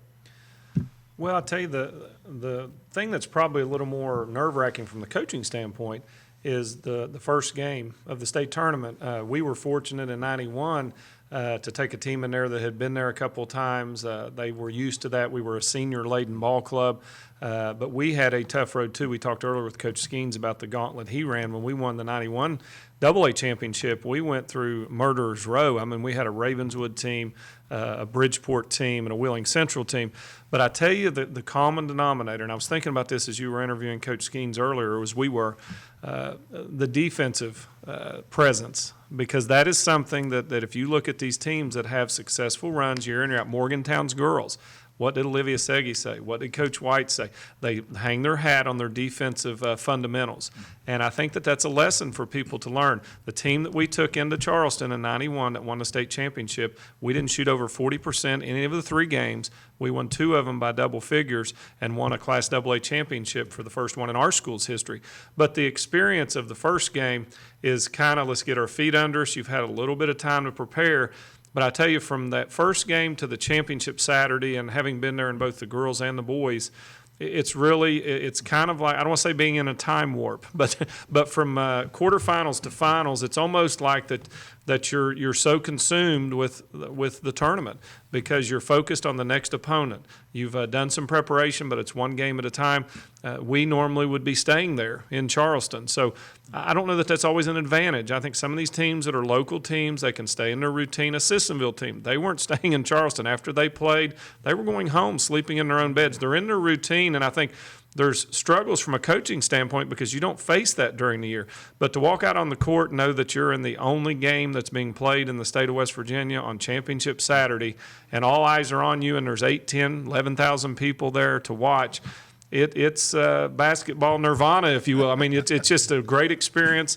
The kids get an experience of a lifetime. The coaches do too, and it's something I'll never forget. And you want more, and that's the thing is you get addicted to trying to get back, and not for yourself. I never got to play on the floor at the Civic Center as a player, but the enjoyment, and one of the things that I love to do, and I hope that someday I'll get a chance, is when you take the floor out of that tunnel to start the first game of the tournament, is to, as a coach, to step aside, watch the look on their faces when they clear the tunnel, The bright lights are on. Hope they don't trip as the floor, there's a rise on the floor, by the way. And that's the enjoyment for us as coaches, is seeing young people trying to accomplish their goals. And when they run through that tunnel and they hit that floor, the stars are ready to shine. We've talked to a bunch of them tonight, but it's an amazing experience.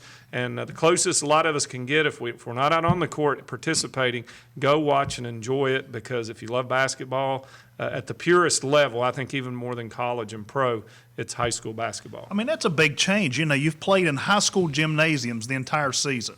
You're even through your sectionals and your regionals, and then you get to the big dance, as I call it. You know, you get going for the state championship, and you're in a whole new venue. I mean, fortunately, sometimes they have some tournaments, and your team may have been lucky enough to play maybe one game in there, but not with that magnitude of the crowd and so forth cheering you on when you come through the tunnel. I'll tell you what, one thing that I won't mention where, hopefully we weren't violating any NCAA rules because we had to pay, but once we qualified for state tournament several times, we found big venues to get in to have at least one workout in, if not two. The background, the environment is totally different, and we wanted to prepare our kids. So we practiced at some local places that we won't mention. I think it was completely legal. I'm not trying to say it was anything nefarious, but we got our kids into a big arena because we had not played there. And I think it helped us. We shot the ball better than you would expect many times, and I think part of it was preparation. Well, just think about this for a second. 12,500 people at the evening session tonight. And a lot of that was driven by the Putnam County schools being there right next door.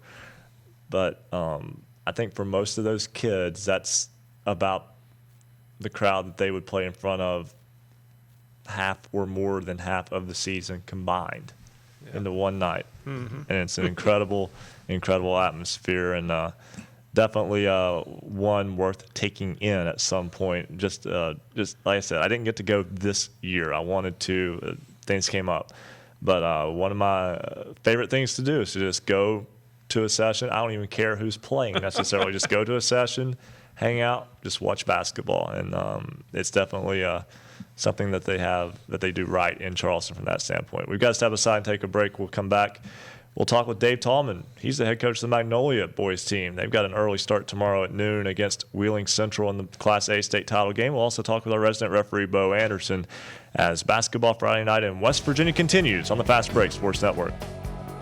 Basketball Friday Night in West Virginia will return in 2 minutes on the Fast Break Sports Network.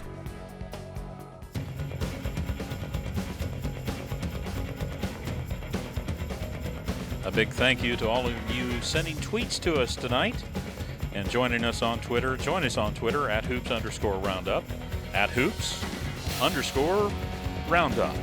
As we mentioned, we want to thank our standout athletes of the week for participating with Basketball Friday Night 2. We'll mention them again. It was Emily Stoller, Fairmont Senior, Kenzie Barker, Clay County Panthers, Jared West, Notre Dame Fighting Irish, Jadarian Wade, Parkersburg Big Red, Gage Wicks, Williamstown Yellow Jackets, Gavin Nichols, Clay County Panthers, Elijah Cuffey Polka Dots, Cody Maynard, Parkersburg South Patriots, Steve Hairston, Sissonville Indians, Carrie LaHoda, Tulsa Lady Rebels, Caden Whaley, Fairmont Senior, and Toddy Goodwin Rowe from Wheeling Park. Once again, we congratulate each one of those standout athletes of the week. They were selected considering their leadership, performance on the court, academic performance, involvement in the community, and volunteer work. Every Friday night, we selected a standout athlete of the week. And when we come back next year in December, we'll do the same. And you'll be able to go online and fill out a form, standout athlete of the week.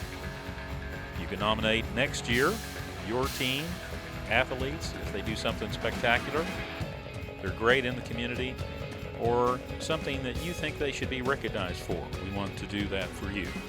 You're listening to Basketball Friday Night in West Virginia. We also want you to check out our online poll. You've got till 11:45 tonight. It is our last question for the final edition of the fastest 3 hours on radio.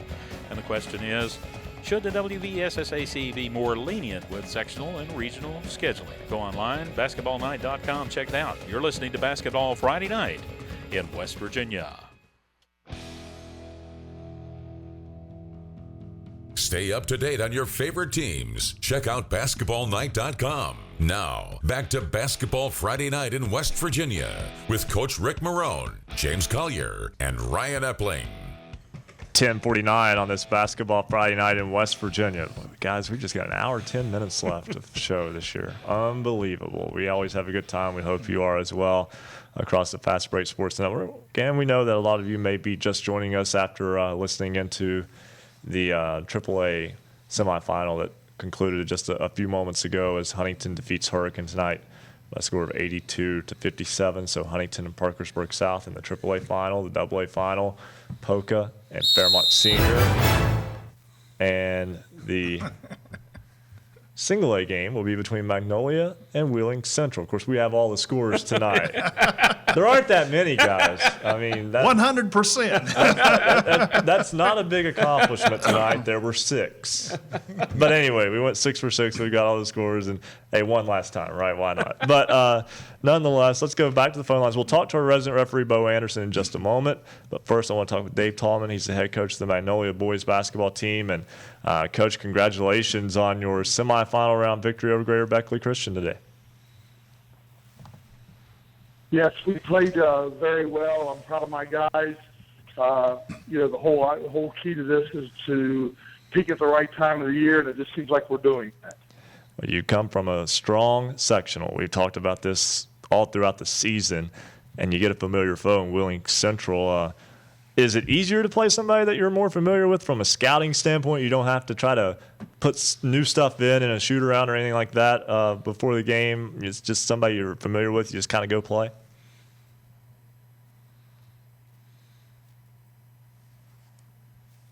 Do we still have Coach Tallman? No, we lost Coach Tallman. All right. We will see if we can get him back. But anyway, right now, let's turn it over to our resident referee, Bo Anderson. You know, I hate to make light of it, but that was a sound heard too often tonight in Charleston at the Civic Center between Huntington and Hurricane, and I don't blame the officials for that either. Again, a very heated game tonight that was won by the Highlanders. But Bo Anderson, welcome to Basketball Friday Night in West Virginia, the season finale. It's kind of hard to believe, guys. Again, thanks for having me on. It's been a great show today, and great all year. And I always look forward to listening to it.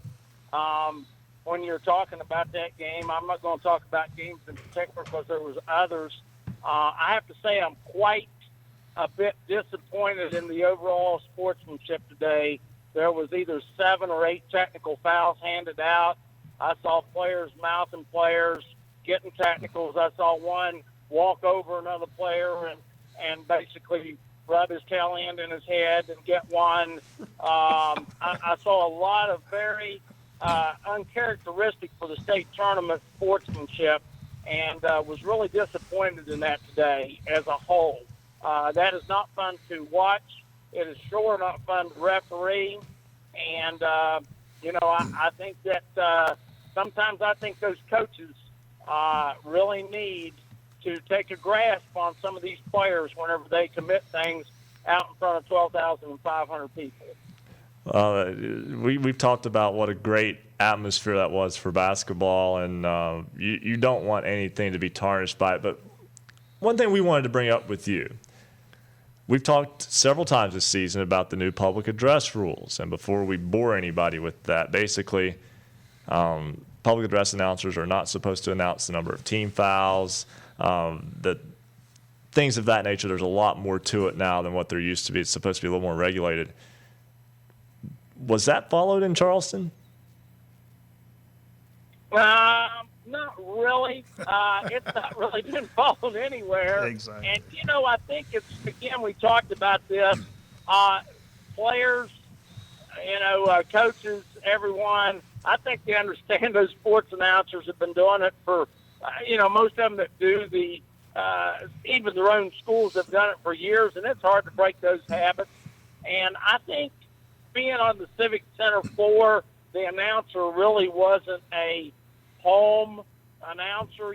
They're a neutral announcer, and therefore I don't think that that was really thought of. I think that rule they might have to look at that a little bit. I think it's more whenever you're at home and they really announce something when a player fouls out, kind of trying to intimidate them or whatever. And again, I'll recollect back since you brought that up about, I think, a few years ago, what got that going was the game was about 12-10, and the team was stalling the ball for 7 or 8 minutes at a time, and then all of a sudden the announcer come on during one of the stalls and said, well, the hot dogs are now on sale in the concession stand for a quarter. Anybody, while there's a break in the action, anybody that wants to get one can jump up there and do it because it's, we got a break in the action. And, that's kind of stuff that I think they've tried to avoid. But, I mean, that, to me, that was, there was nothing wrong with that today.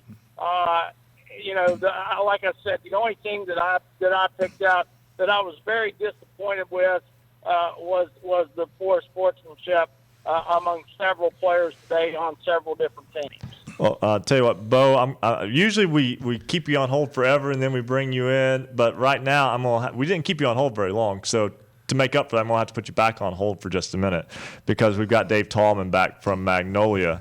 He's back with us now. And Coach, before we lost you there just a moment ago, we're talking about the familiarity of Wheeling Central. You're playing an opponent you're familiar with in the state championship game, one that's in your same section, one you defeated in the sectional championship. Does that help with not having to spend as much time scouting for, say, a new opponent for a title game? Right. I mean, we were there watching today, and then I spent some time with some coaches just to dot all of our I's and cross all of our T's because of the importance of it. But we have a real good idea of what we're going to do. Of course, Chase Harler is one of the best players in the state, if not the best. I guess he was voted Gatorade Player of the Year today. So we're very aware of them, but they have some good role players that start, and they've tried to develop the benches they've gone along this year. So we know the task is tough, but we were fortunate enough to be in place this year, and we really want the opportunity to play them again. Well, Coach, we usually like to look forward. Let's look back a little bit here, though. Great ball game Wednesday against Notre Dame, a game that you guys trailed by 17 at one point in that ball game, but came back, or actually trailed by 13, trailed by 13 late in the fourth quarter and came back and won that game. Was that kind of like a getting over the hump type game for you guys? I think so. I don't think we played very well. We started out okay, and then we just went into a terrible thing where we just couldn't score. We got stuck on 22. We couldn't get back. Now, you have to give Notre Dame credit for guarding us very well, but, once we got off of 22, we started playing again, and I was just proud of my guys for how hard they played down the stretch. Well, Preston Boswell had 23 in that ball game, and then this morning in the semifinal win over Greater Beckley Christian, he follows that up with 20. I think everybody knows about him as among the state scoring leaders per game this year. And but just tell me what type of player he is for those who haven't got to see him, who may only get to see him tomorrow. Well, the nice thing about him, he's a triple threat, what I call a triple threat guy. He can hit the three on you. He also can go to the intermediate jump shot if he has to. And he's a great free throw shooter. So he just gives the opponents fits. But he's surrounded by a good cast. We have 2 1,000-point scorers, Preston being one, Spencer Campbell being the other. Spencer was banged up a little bit, but I think he's going to be able to go tomorrow. Well, Coach, your team over the years, the teams that have come from Magnolia seemed like they had a lot of size. I remember had a Winters kid who was about 6'6" or so, if I remember correctly, just a few years back. I believe Mark Winters, if I'm not mistaken. And this team seems to be a little more guard oriented. I know in single A in public schools you kind of deal with what you've got, but has that kind of changed how have you been able to change philosophically with these guys? Well, basically, that's why we're getting better as we go along here. His brother, Mitch, is on my team. He's 6'3". Of course, you got to realize we only have one senior and then our next 5 guys are juniors. So Kyle Ritz is another guy who set out the entire football season with an injury. It was a freak injury right before the first game of the season. So they're getting better all the time. And then today, Derek Blaine hit a deep 3 for us, and he's just a role player that came through. So as the guys keep working, they're getting better, and we're really, we're excited about tomorrow, but we're also excited about next year. Coach, I was just looking at some of your stats there compared to the first round game, the second round game there. You shot much better from the floor. Is that just the players getting used to the venue there in Charleston? I think so. I mean, it's a tough place to shoot. Even when the Mountaineers go down there and play a couple times a year, it seems like they struggle from behind the arc there for some reason. One thing, and this is a great tournament. We had to play the first game on each of the days we played at 9:30 in the morning, and then tomorrow we'll kick it off again at noon. But it'd be nice if they could get us in there for maybe a 20-minute shoot-around or 30-minute shoot-around. I know it's hard to do with the amount of teams we have, but, even if they could move the warm-up to 30 minutes, let teams just go out there and shoot leisurely for 10 minutes, I think it would help the quality of play. Well, Coach Dave Tallman, your team takes on Wheeling Central tomorrow at noon in the Class A state championship game. Again, that's just 13 hours away. So wish you the best of luck tomorrow, and thanks for joining us here on Basketball Friday Night in West Virginia. Okay, thanks for having us on. All right, that's Magnolia boys coach Dave Tallman again. Magnolia and Wheeling Central for the Class A state championship tomorrow at noon. Right now, we've got to step aside and take a break. When we come back, we'll have Carly Pinkerton from Sissonville. We'll have our resident referee, Bo Anderson, as well. 2 hours in the books, 1 to go. This is Basketball Friday Night in West Virginia on the Fast Break Sports Network. Basketball Friday Night in West Virginia will return in 2 minutes on the Fast Break Sports Network.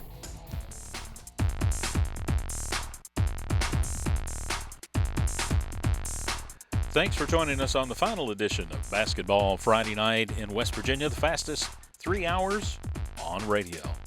Big thanks to all of our affiliates broadcasting Basketball Friday Night in West Virginia throughout West Virginia, including Power 92 Radio, 92.3 FM, WYRC LP in Spencer, 97.9 FM WSPW LP Parkersburg, 91.5 FM WRSG in Middleburg, Knights Radio. A big thank you to Greg Goodfellow, who helped us get on WRSG. Of course, that's at Tyler Consolidated and the Silver Knights. Also, a thank you to Scott from Seven Ranges Radio, who did a lot of programming down there so we could get on and all that would happen automatically. Thank you again, Scott. And again, Greg Goodfellow, WRSG in Middleburg.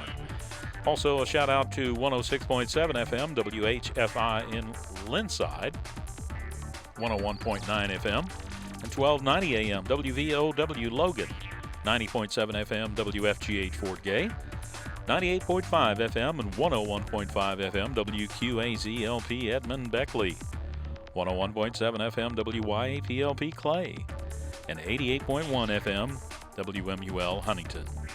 If you're in the Huntington area, you can check us out. Video, Comcast Channel 25. We're also on Armstrong Digital Channel 204. And you can watch us online. Go to basketballnight.com and you can watch the high-definition streaming video, or you can find it on our affiliate, rsnsports.com. If you want to listen online, just go to basketballnight.com, click on Listen Live. You can listen on any computer or mobile device to Basketball Friday Night in West Virginia.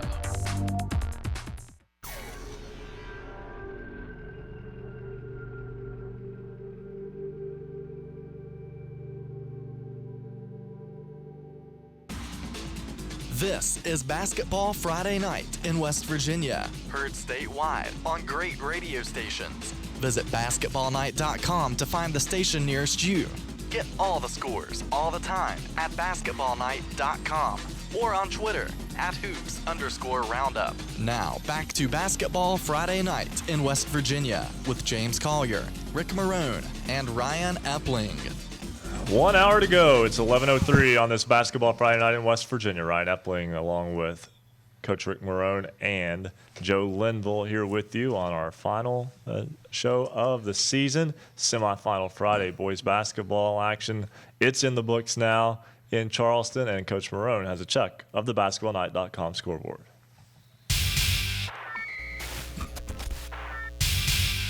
Looking for tournament scores? Look no more than basketballfridaynight.com. We have all your scoreboard updates. In Class A semifinals today at the Charleston Civic Center Coliseum, Wheeling Central 62, Williamstown 53, Magnolia 59, Greater Beckley Christian 46. That means tomorrow at high noon it will be a rematch. Wheeling Central taking on Magnolia for the Class A championship. In Class AA semifinals today, Polka knocks off Westside 59-45. And Fairmont Senior rolls over Bridgeport 80-56. Tomorrow's championship at 2:30. Again at the Charleston Civic Center Coliseum. It will be Polka against Fairmont Senior for the Class AA championship. And our AAA semifinals are now complete. Today's results: Parkersburg South defeated Woodrow Wilson 63-45. And in the other semifinal, Huntington knocks off Hurricane 82-57. Tomorrow night at 7:15, it'll be Parkersburg South against Huntington. Huntington trying to repeat as Class AAA champion. That's your basketballnight.com scoreboard update.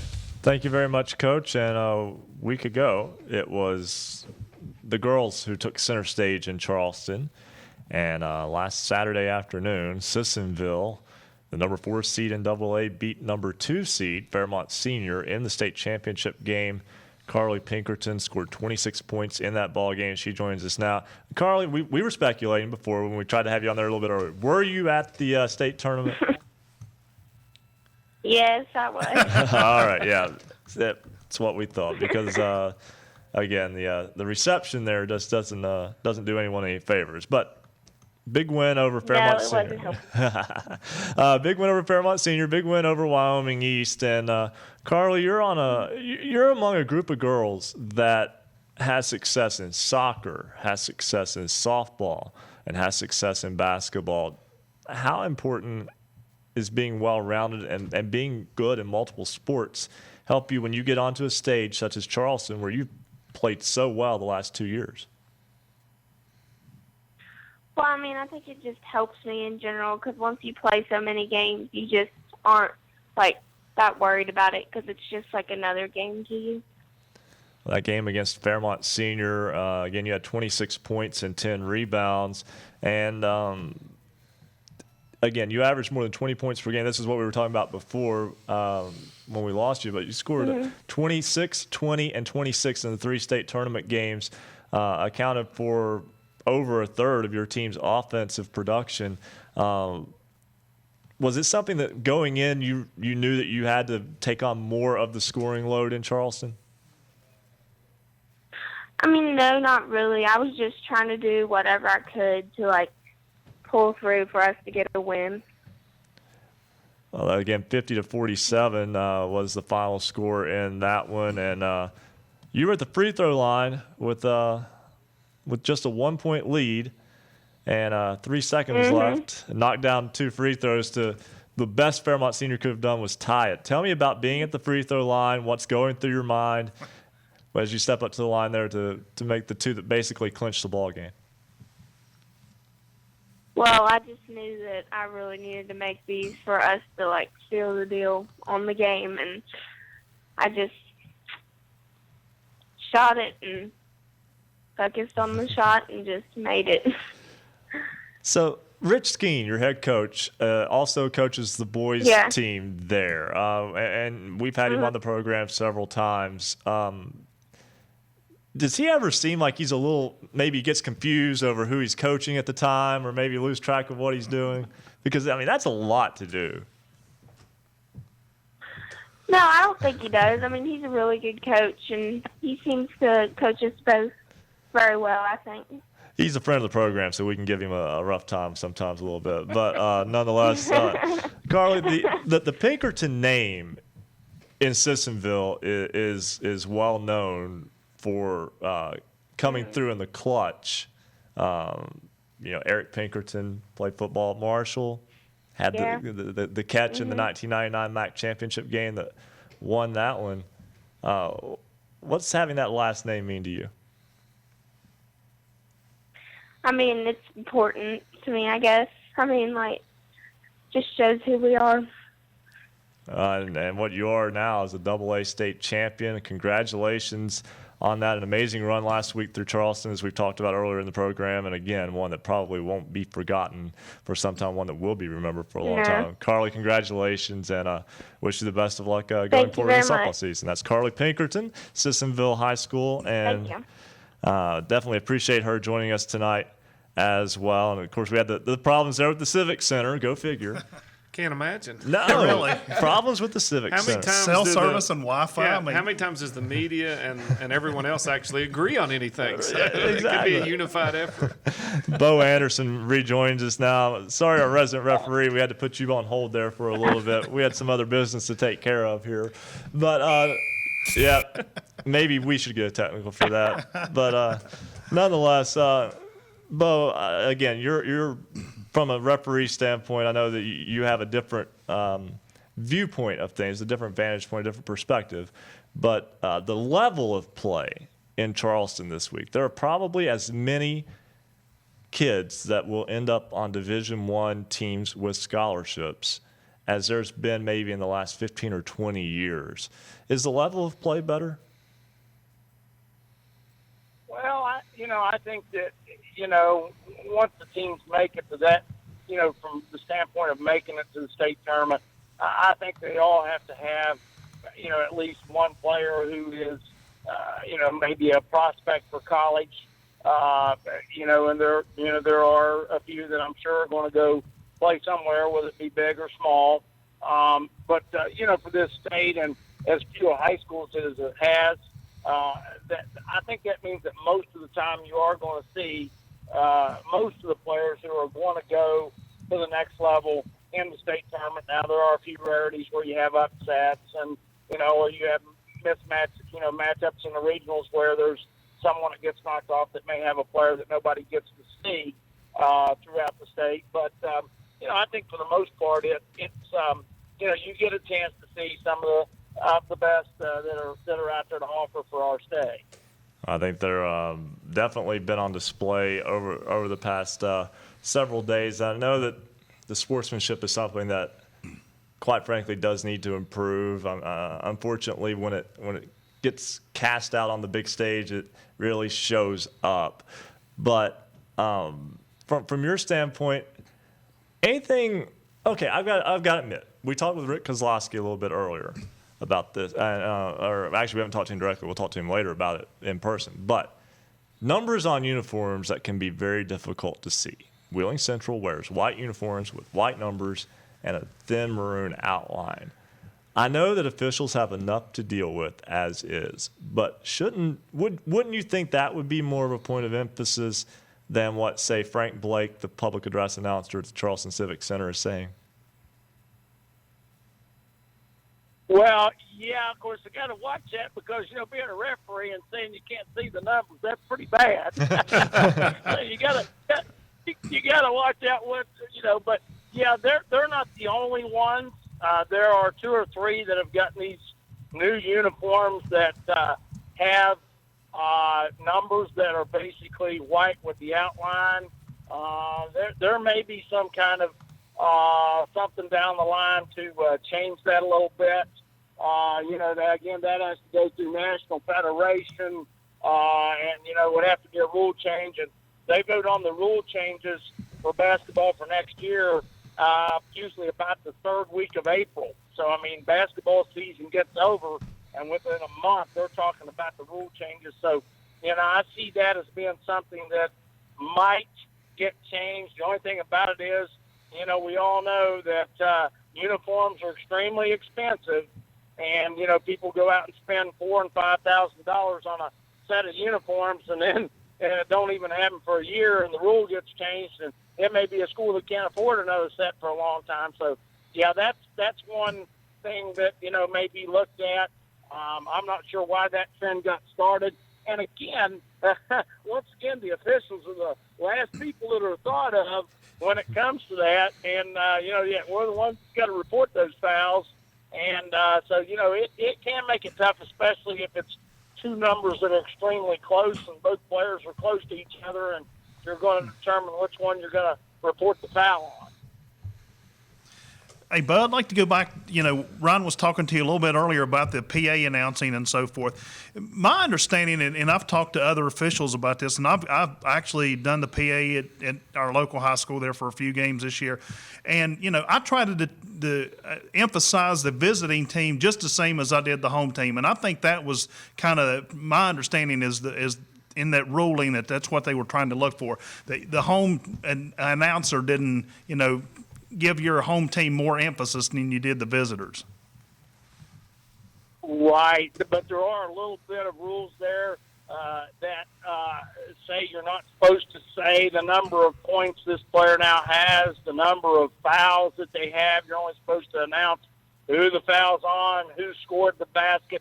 And, I'm not going to kid you, though. I figure if I was announcing and it announced as long as maybe you guys have, I would make mistakes just like, I do when I'm on the floor. And, it's going to happen. I'll look for something with that to happen again and change. I think, that you're right.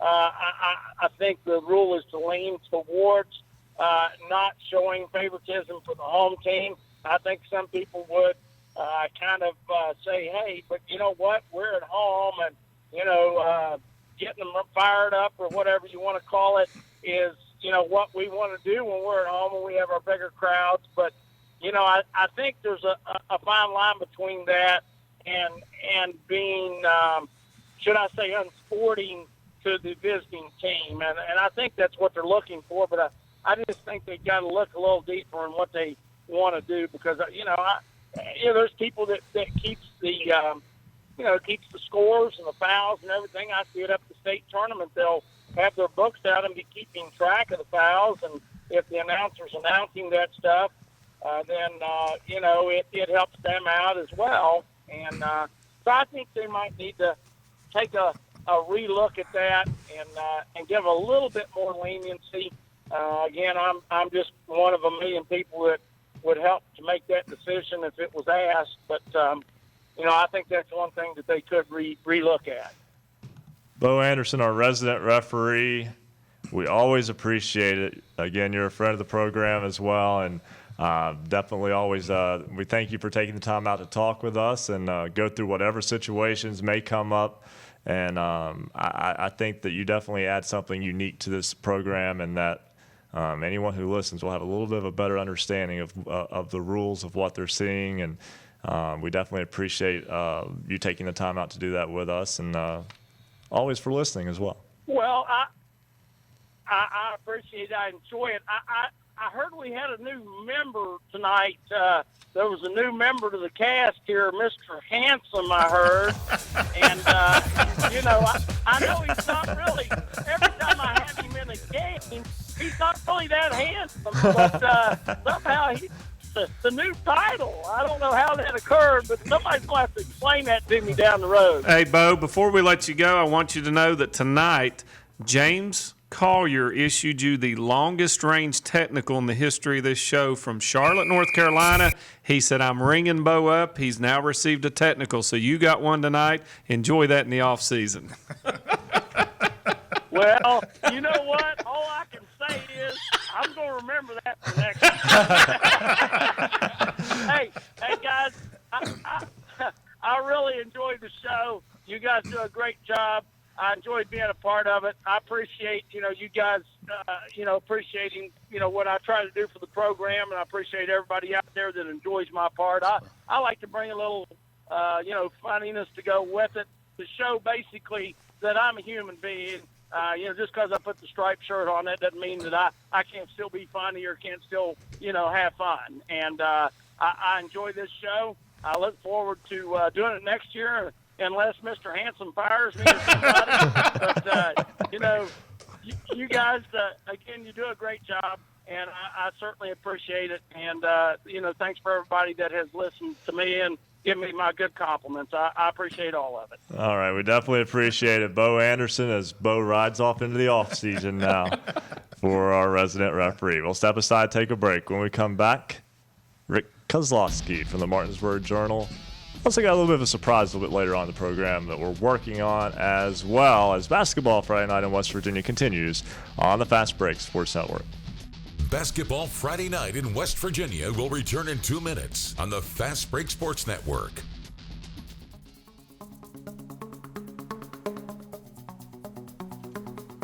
Once again, a big thank you to all of our affiliates carrying Basketball Friday Night in West Virginia.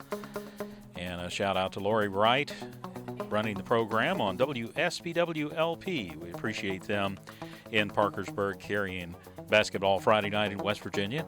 And also all of our students who have called in, participated, and been part of the show. We appreciate them at WSPWLP in Parkersburg, 97.9 FM. And we also want to mention WVSB, Kyle Moon, who is called in and part of the broadcasting program there at the West Virginia School for the Blind and also in Hampshire High School. Big thank you to WVSB and Kyle Moon broadcasting the program and being part of Basketball Friday Night in West Virginia. We've had a lot of help from a lot of people, and we're going to have some special folks on later tonight who actually helped us kickstart Basketball Friday Night in West Virginia. Shout out to all the folks who have been tweeting us tonight. You can follow us on Twitter at @hoops_roundup, @hoops_roundup.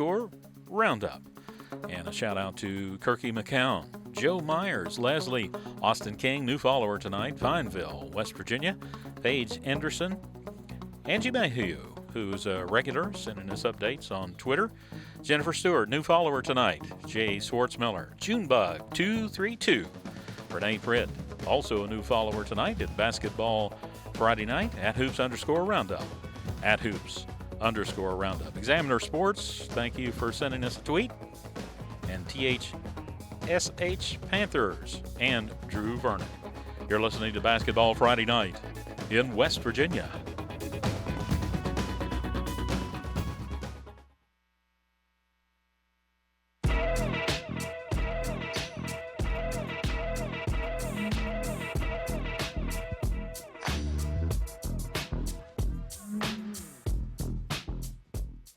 Hey, all you basketball fans. If you're like me and you just can't get enough of Basketball Friday Night, then come join us and you're in for a real good time. Now to my big daddy, Ryan Epling. Go, Big Daddy. Almost got through all season without. Yeah, I see the camera pointing. Yeah, come on now. Unbelievable, guys. Unbelievable. Ryan Epling, Coach Rick Marone, Joe Linville back with you here on Basketball Friday Night in West Virginia. Yep, once we get after the 11 o'clock hour, we start to lose it. Basically. What's that red tint?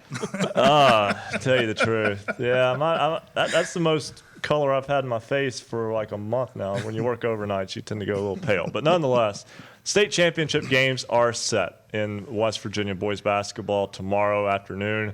At noon, it will be Wheeling Central and Magnolia, Polka, and Fairmont Senior in the AA title game at 2:30, the AAA title game, Parkersburg South and Huntington at 7:15. Joining us now, the voice of high school sports in West Virginia, Fred Persinger from Metro News. And Fred, 3 big ball games coming up tomorrow, and it was a day that may be a little bit surprising as we had only our closest game was 9 points today after 2 very competitive days of state tournament play.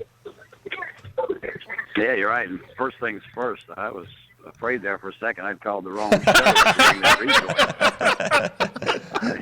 I was a little concerned there for a second. You weren't the only one concerned.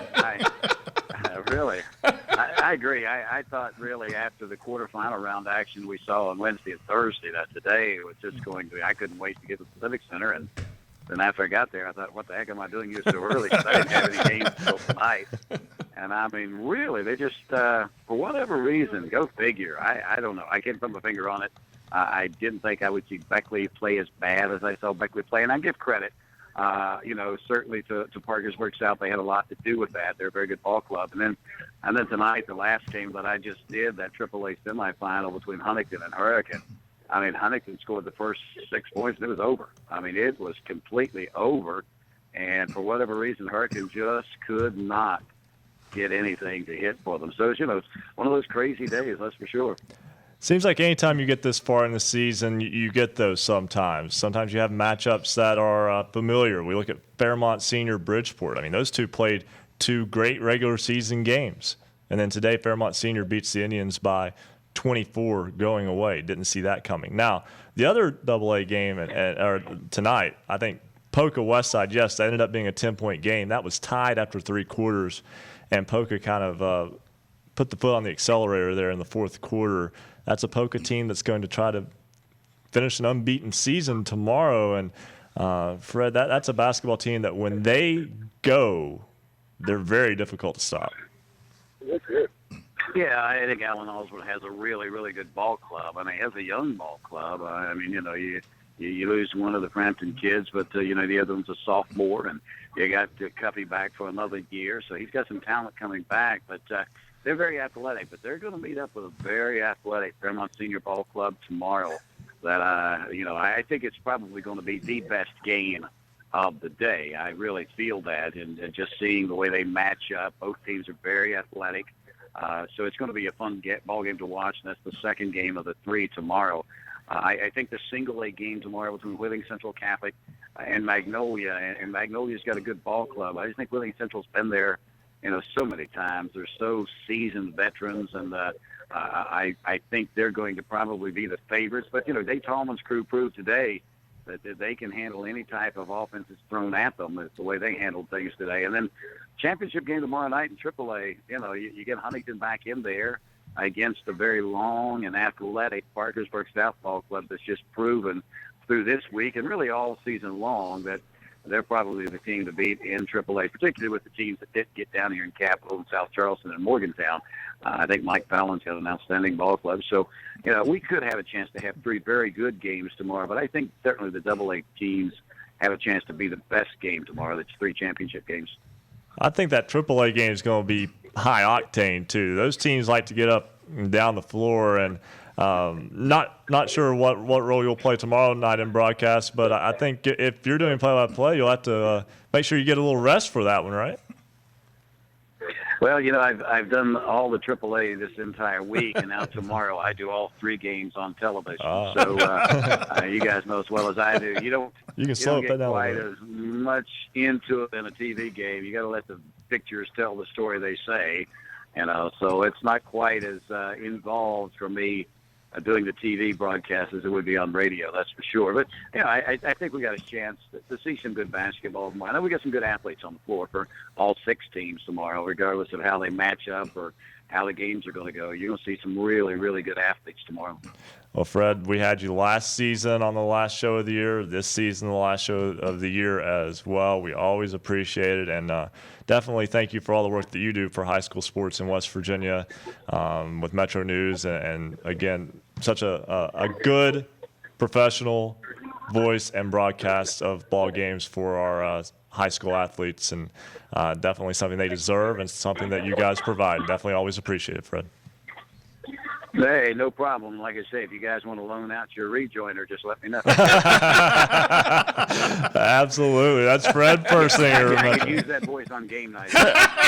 Hey, let that be your 11:30 rejoin on game night, and you guys will have a strong finish every week. We use it. We use it at 11:30 on Friday night. Okay? Hey, guys, thank you. I appreciate it. Okay? All right, thank you so much. That's Fred Persinger, Metro News. And right now, of all times that we would do that rejoin when we had Fred Persinger. The voice. The voice of high school basketball, high school football. Now the one coming up. Yeah. Well, I want to give some time to Rick Kozlowski. So we're going to have cause time, but we're going to take a break first. That way we can not be pushed up against it. So we're going to step aside, take a break. We'll come back. We'll reset championship Saturday for you. We'll give a quick recap of the girls' finals from last Saturday as well. And we'll have Rick Kozlowski, the Martinsburg Journal. It's cause time. When Basketball Friday Night in West Virginia continues here on the Fast Break Sports Network. Basketball Friday Night in West Virginia will return in 2 minutes on the Fast Break Sports Network.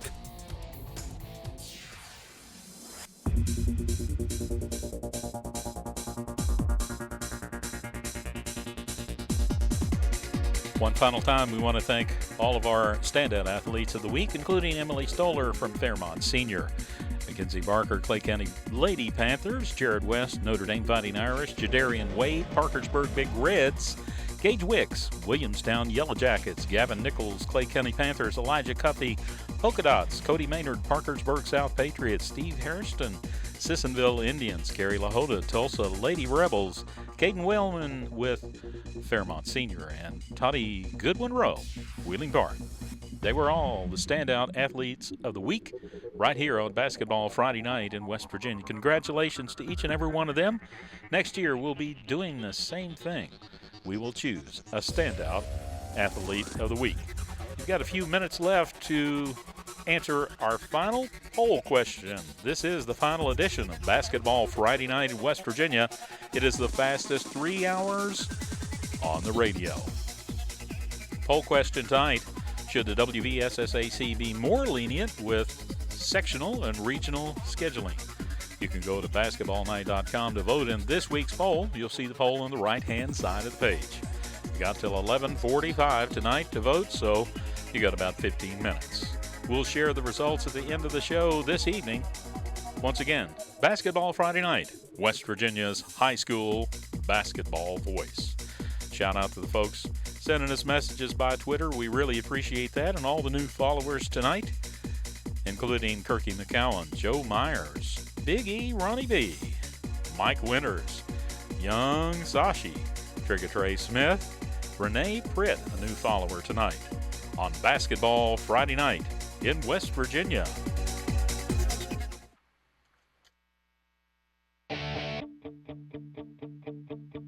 Stay up to date on your favorite teams. Check out basketballnight.com. Now, back to Basketball Friday Night in West Virginia with Coach Rick Marone, James Collier, and Ryan Epling. 11:30 on this Basketball Friday Night in West Virginia. Ryan Epling, Rick Marone, and Joe Linville with you as semifinal Friday in the books. Championship Saturday is ahead of us. We'll talk with Rick Kozlowski, the Martinsburg Journal, in just a moment. But first, Joe Linville has a check of the basketballnight.com scoreboard.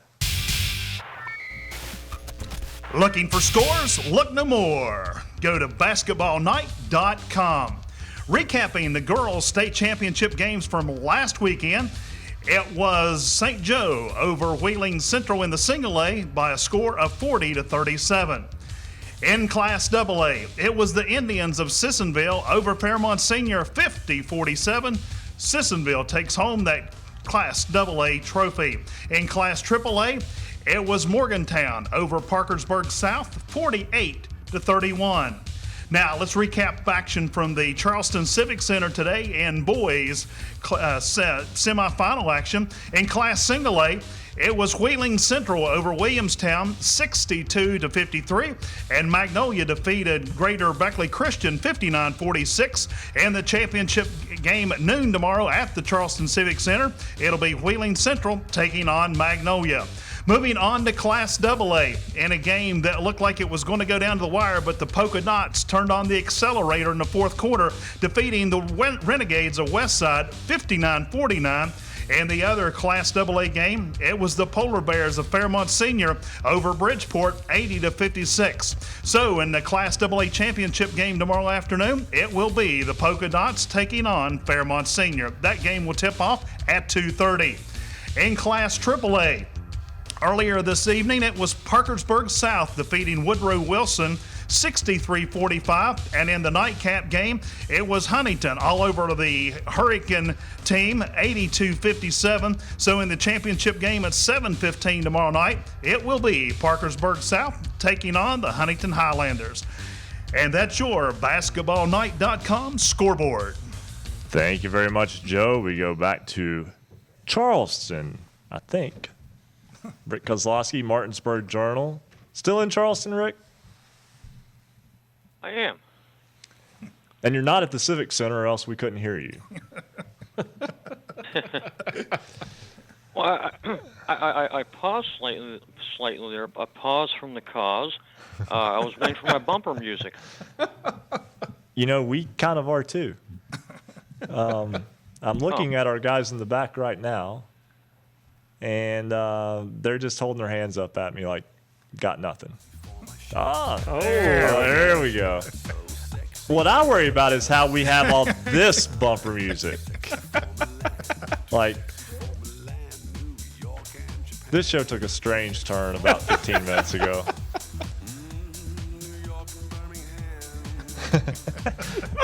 All right. Let's talk with Rick now. All right, ready to talk basketball now, Rick? Big Daddy still tore up from earlier. Big Daddy and Mr. Handsome. And I'm glad I'm only a part-timer. Well, nonetheless, hey, Rick, basketball. Day to day, as we talked with Fred Person just a moment ago, kind of surprising that most of those games weren't as competitive. Now, Polka Westside was more competitive than the 10-point difference would maybe stand to reason, but also the Williamstown-Wheeling Central game. Wheeling Central won by 9, but trailed going into the fourth quarter, so that was closer than it would maybe perhaps be perceived as well. But those AAA games, Parkersburg South really took it to Woodrow, and Huntington just went right after Hurricane tonight. I wasn't surprised by the Parkersburg South Woodrow Wilson game.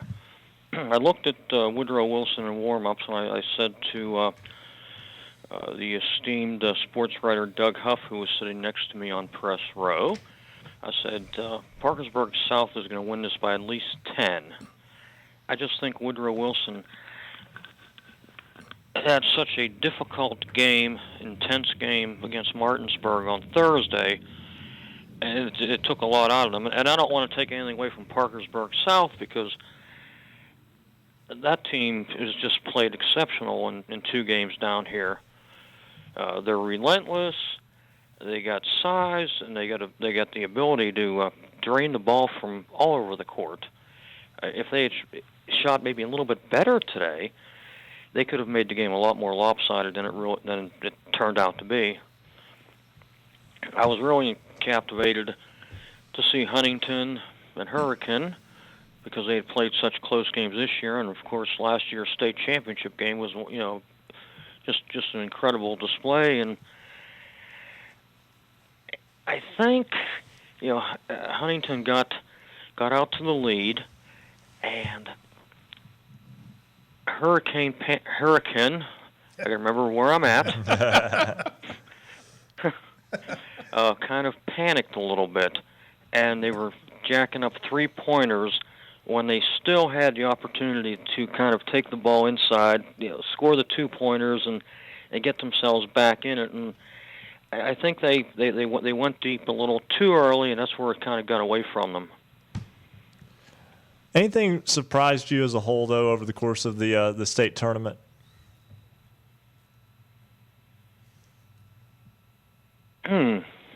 Not really. I mean, there's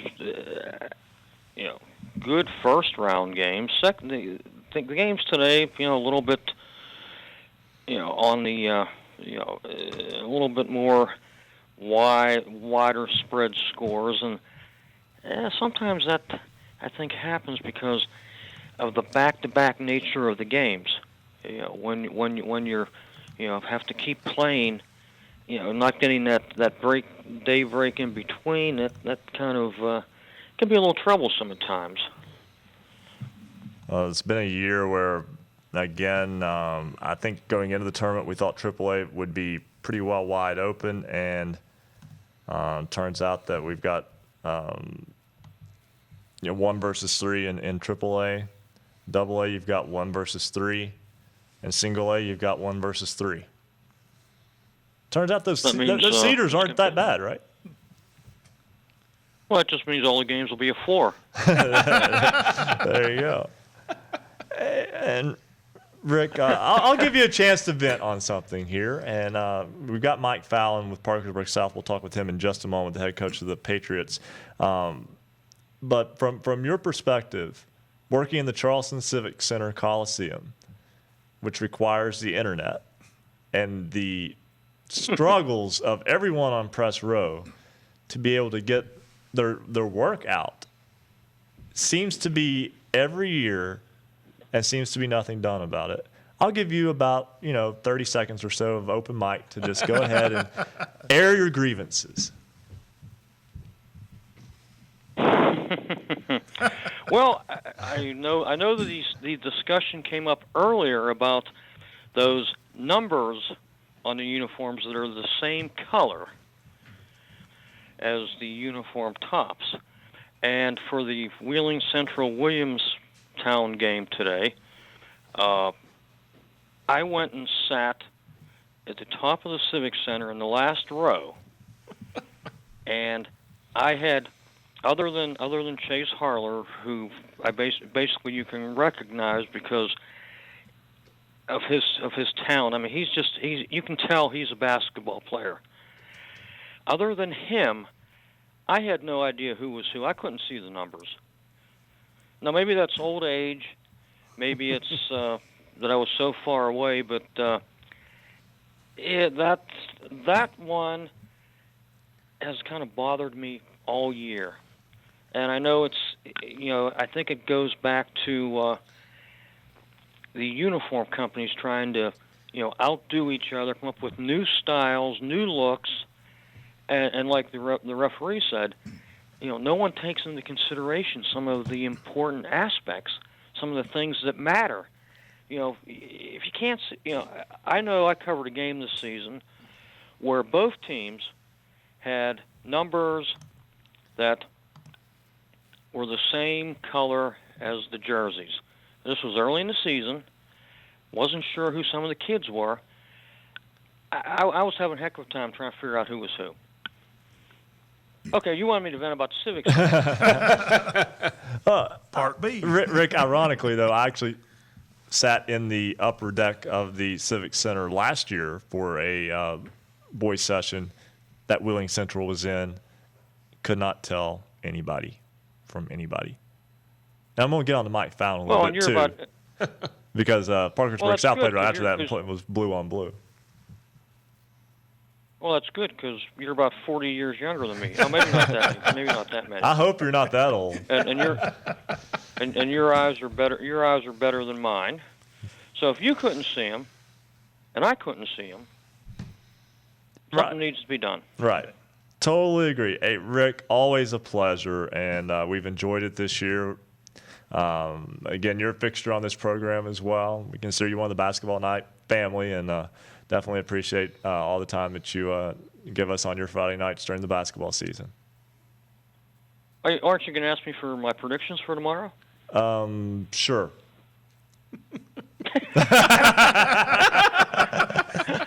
There's your chance. Okay, here's my prediction.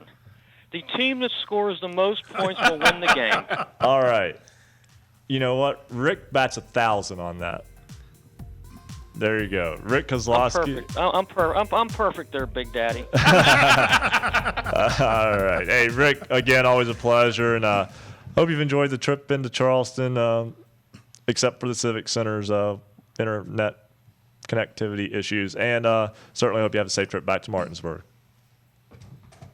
Well, thank you, guys. And I've always enjoyed being on the program, and thank you for having me all season. Hey, thank you. Rick Kozlowski, Martinsburg Journal, definitely one of our favorites. Another one of our favorites is Mike Fallon, the head boys basketball coach at Parkersburg South. They'll play for the AAA State Championship tomorrow night. He joins us now. And, Coach, big win today over Woodrow Wilson. We'll talk about the uniforms in a moment. But big win over Woodrow Wilson today, and your team playing some excellent basketball here down the stretch of the season right at the right time. Yeah, I'm so proud of these kids.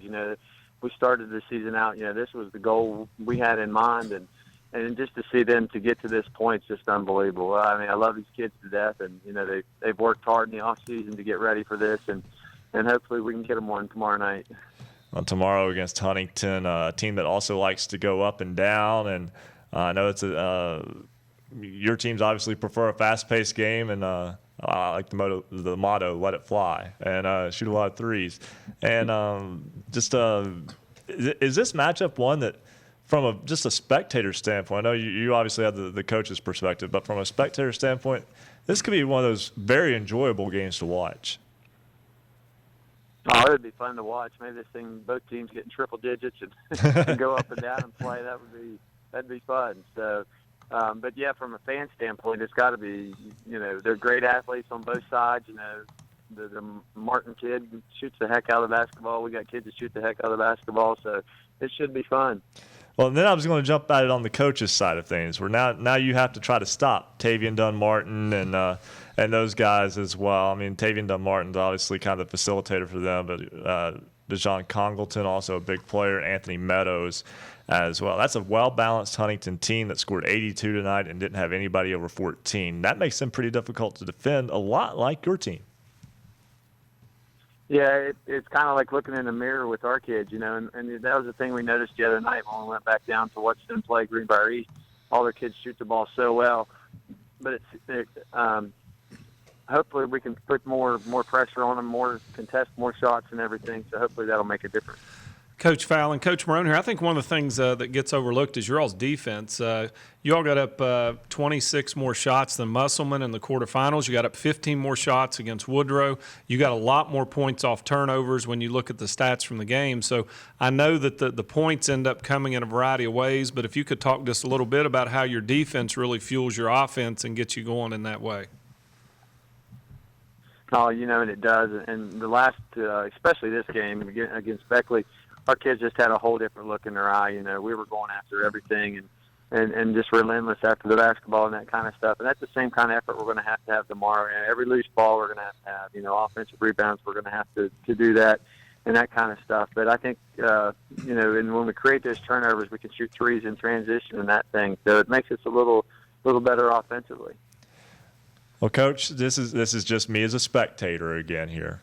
I'm glad you'll be in the white uniforms with the blue numbers, easy to see. I was at your quarterfinal game a year ago, and I just struggled from the upper deck. Again, I was up in the cheap seats there at Charleston. We actually got rid of those.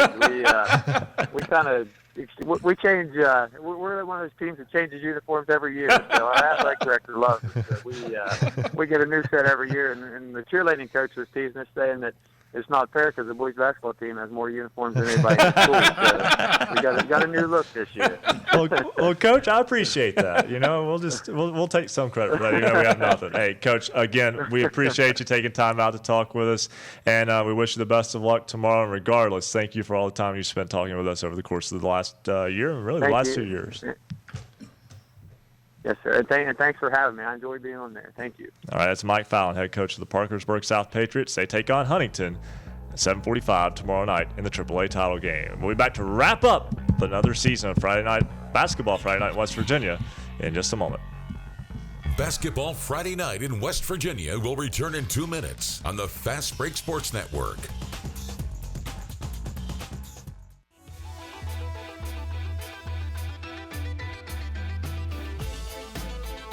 Thanks to all of our affiliates carrying basketball Friday night in West Virginia, including Power 92 Radio, 92.3 FM, WYRCLP in Spencer, 97.9 FM, WSBWLP Parkersburg, 91.5 FM, WRSG Middleburn, Knights Radio, 106.7 FM, WHFI Linside, 101.9 FM and 1290 AM, WVOW Logan, 90.7 FM WFGH Fort Gay, 98.5 FM and 101.5 FM WQAZLP Edmond Beckley, 101.7 FM WYAPLP Clay, 88.1 FM WMUL Huntington, and of course, rsnsports.com.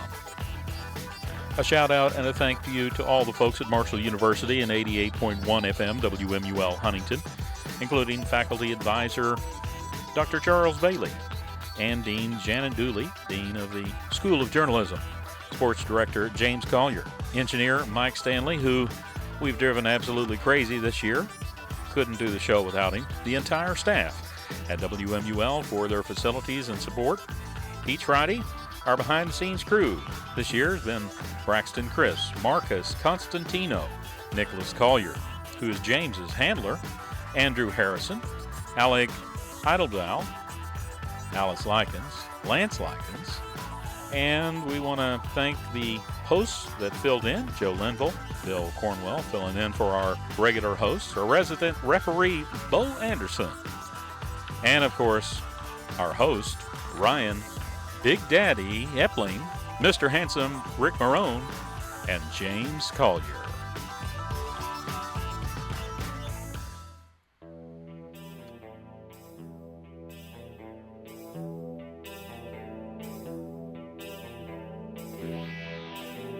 Stay up to date on your favorite teams. Check out basketballnight.com. Now, back to Basketball Friday Night in West Virginia with Coach Rick Marone, James Collier, and Ryan Epling. 11:49 on this Basketball Friday Night in West Virginia, the final Basketball Friday Night in West Virginia of the 2014-2015 year. It's the first day of spring, and it's our last program of the year. Before we tidy things up and wrap things up here from the studios of Marshall University of our program, I'll give you one last basketballnight.com scoreboard update. Looking for scores? Look no more. Visit basketballnight.com. Every score of every game played in the state of West Virginia this season. Boys semifinals tonight. Huntington defeats Hurricane 82-57. It was Parkersburg South defeating Woodrow Wilson 63-45. So the Class AAA championship game tomorrow night at the Charleston Civic Center Coliseum, 7:15. It's number 1 Parkersburg South and number 3 Huntington. Class AA, Polka is 25-0. The Dots defeat Westside tonight, 59-49. Polka will try to become the first unbeaten team in boys basketball in West Virginia since the Payton City Wildcats went 27-0 in 1987. Polka, though, will have to take on Fairmont Senior. The Polar Bears beat Bridgeport 80-56 earlier today. So number 1 Polka, number 3 Fairmont Senior. The Polar Bears made it to the AA title game 2 years ago, but lost to Bluefield. And in Class A, Magnolia defeats Greater Beckley Christian 59-46, and Wheeling Central Catholic defeats Williamstown 62-53. Tomorrow, high noon, Class A championship game. It's a rematch of the Region 1, Section 1 championship. It will be the Maroon Knights of Wheeling Central going for a repeat against Magnolia. And that is your basketballnight.com scoreboard update. Wow. How many of those did we do this year? A bunch. Joe Linville, first off, always appreciative of you coming in from Madison and joining us on the program. Again, Joe makes about an hour. We're going to extend it. An hour, 45-minute drive. No, it's about Not quite that far. An hour, 10-minute drive or hour, 15-minute drive up here to join us on occasion. And, Joe, we always appreciate that. And it was good adding you to the Basketball Friday Night family this year. I appreciate it. It's been a lot of fun. It was a big experience. The first night, the producer kind of said, Ryan will kind of give you the ins and outs of the show. He walks in like 5 minutes before we go on the air, and he says, "Oh, he was that early?" Yeah, I was running early that day. Yeah. But it has. It's been a lot of fun. I've made a lot of new friends, and I've enjoyed it. And maybe you get the opportunity to fill in again sometime again next year. And Joe does a lot of work with the Scott Skyhawks, and I've got to work with him, and Rick has too, over the course of the years within the radio side of things. And Coach Rick Marone always, we get to this point in the season, coaches hate to see seniors go, and but we're not letting you go. You don't get to graduate. But nonetheless, still though, you get to this point in the year, and sometimes it can be a little exhausting. It's a long trip to get here, but you see the kids that it's not just about the kids who make it to Charleston either. The kids who come out and play basketball, enjoy the game, and really it makes it all worthwhile.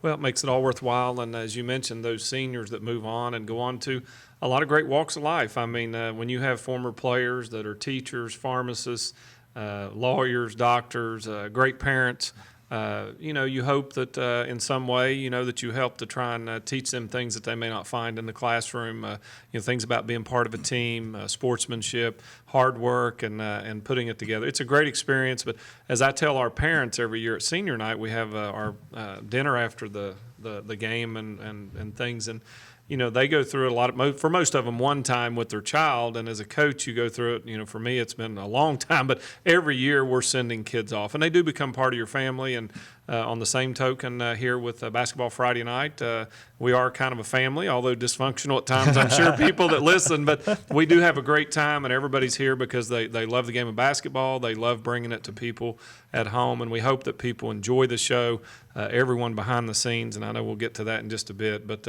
they do all the heavy lifting, as you say, and we get to do something we love to do. So I want to say a big thanks to all of them, and most of all, big thanks to all the listeners and the people that visit our website.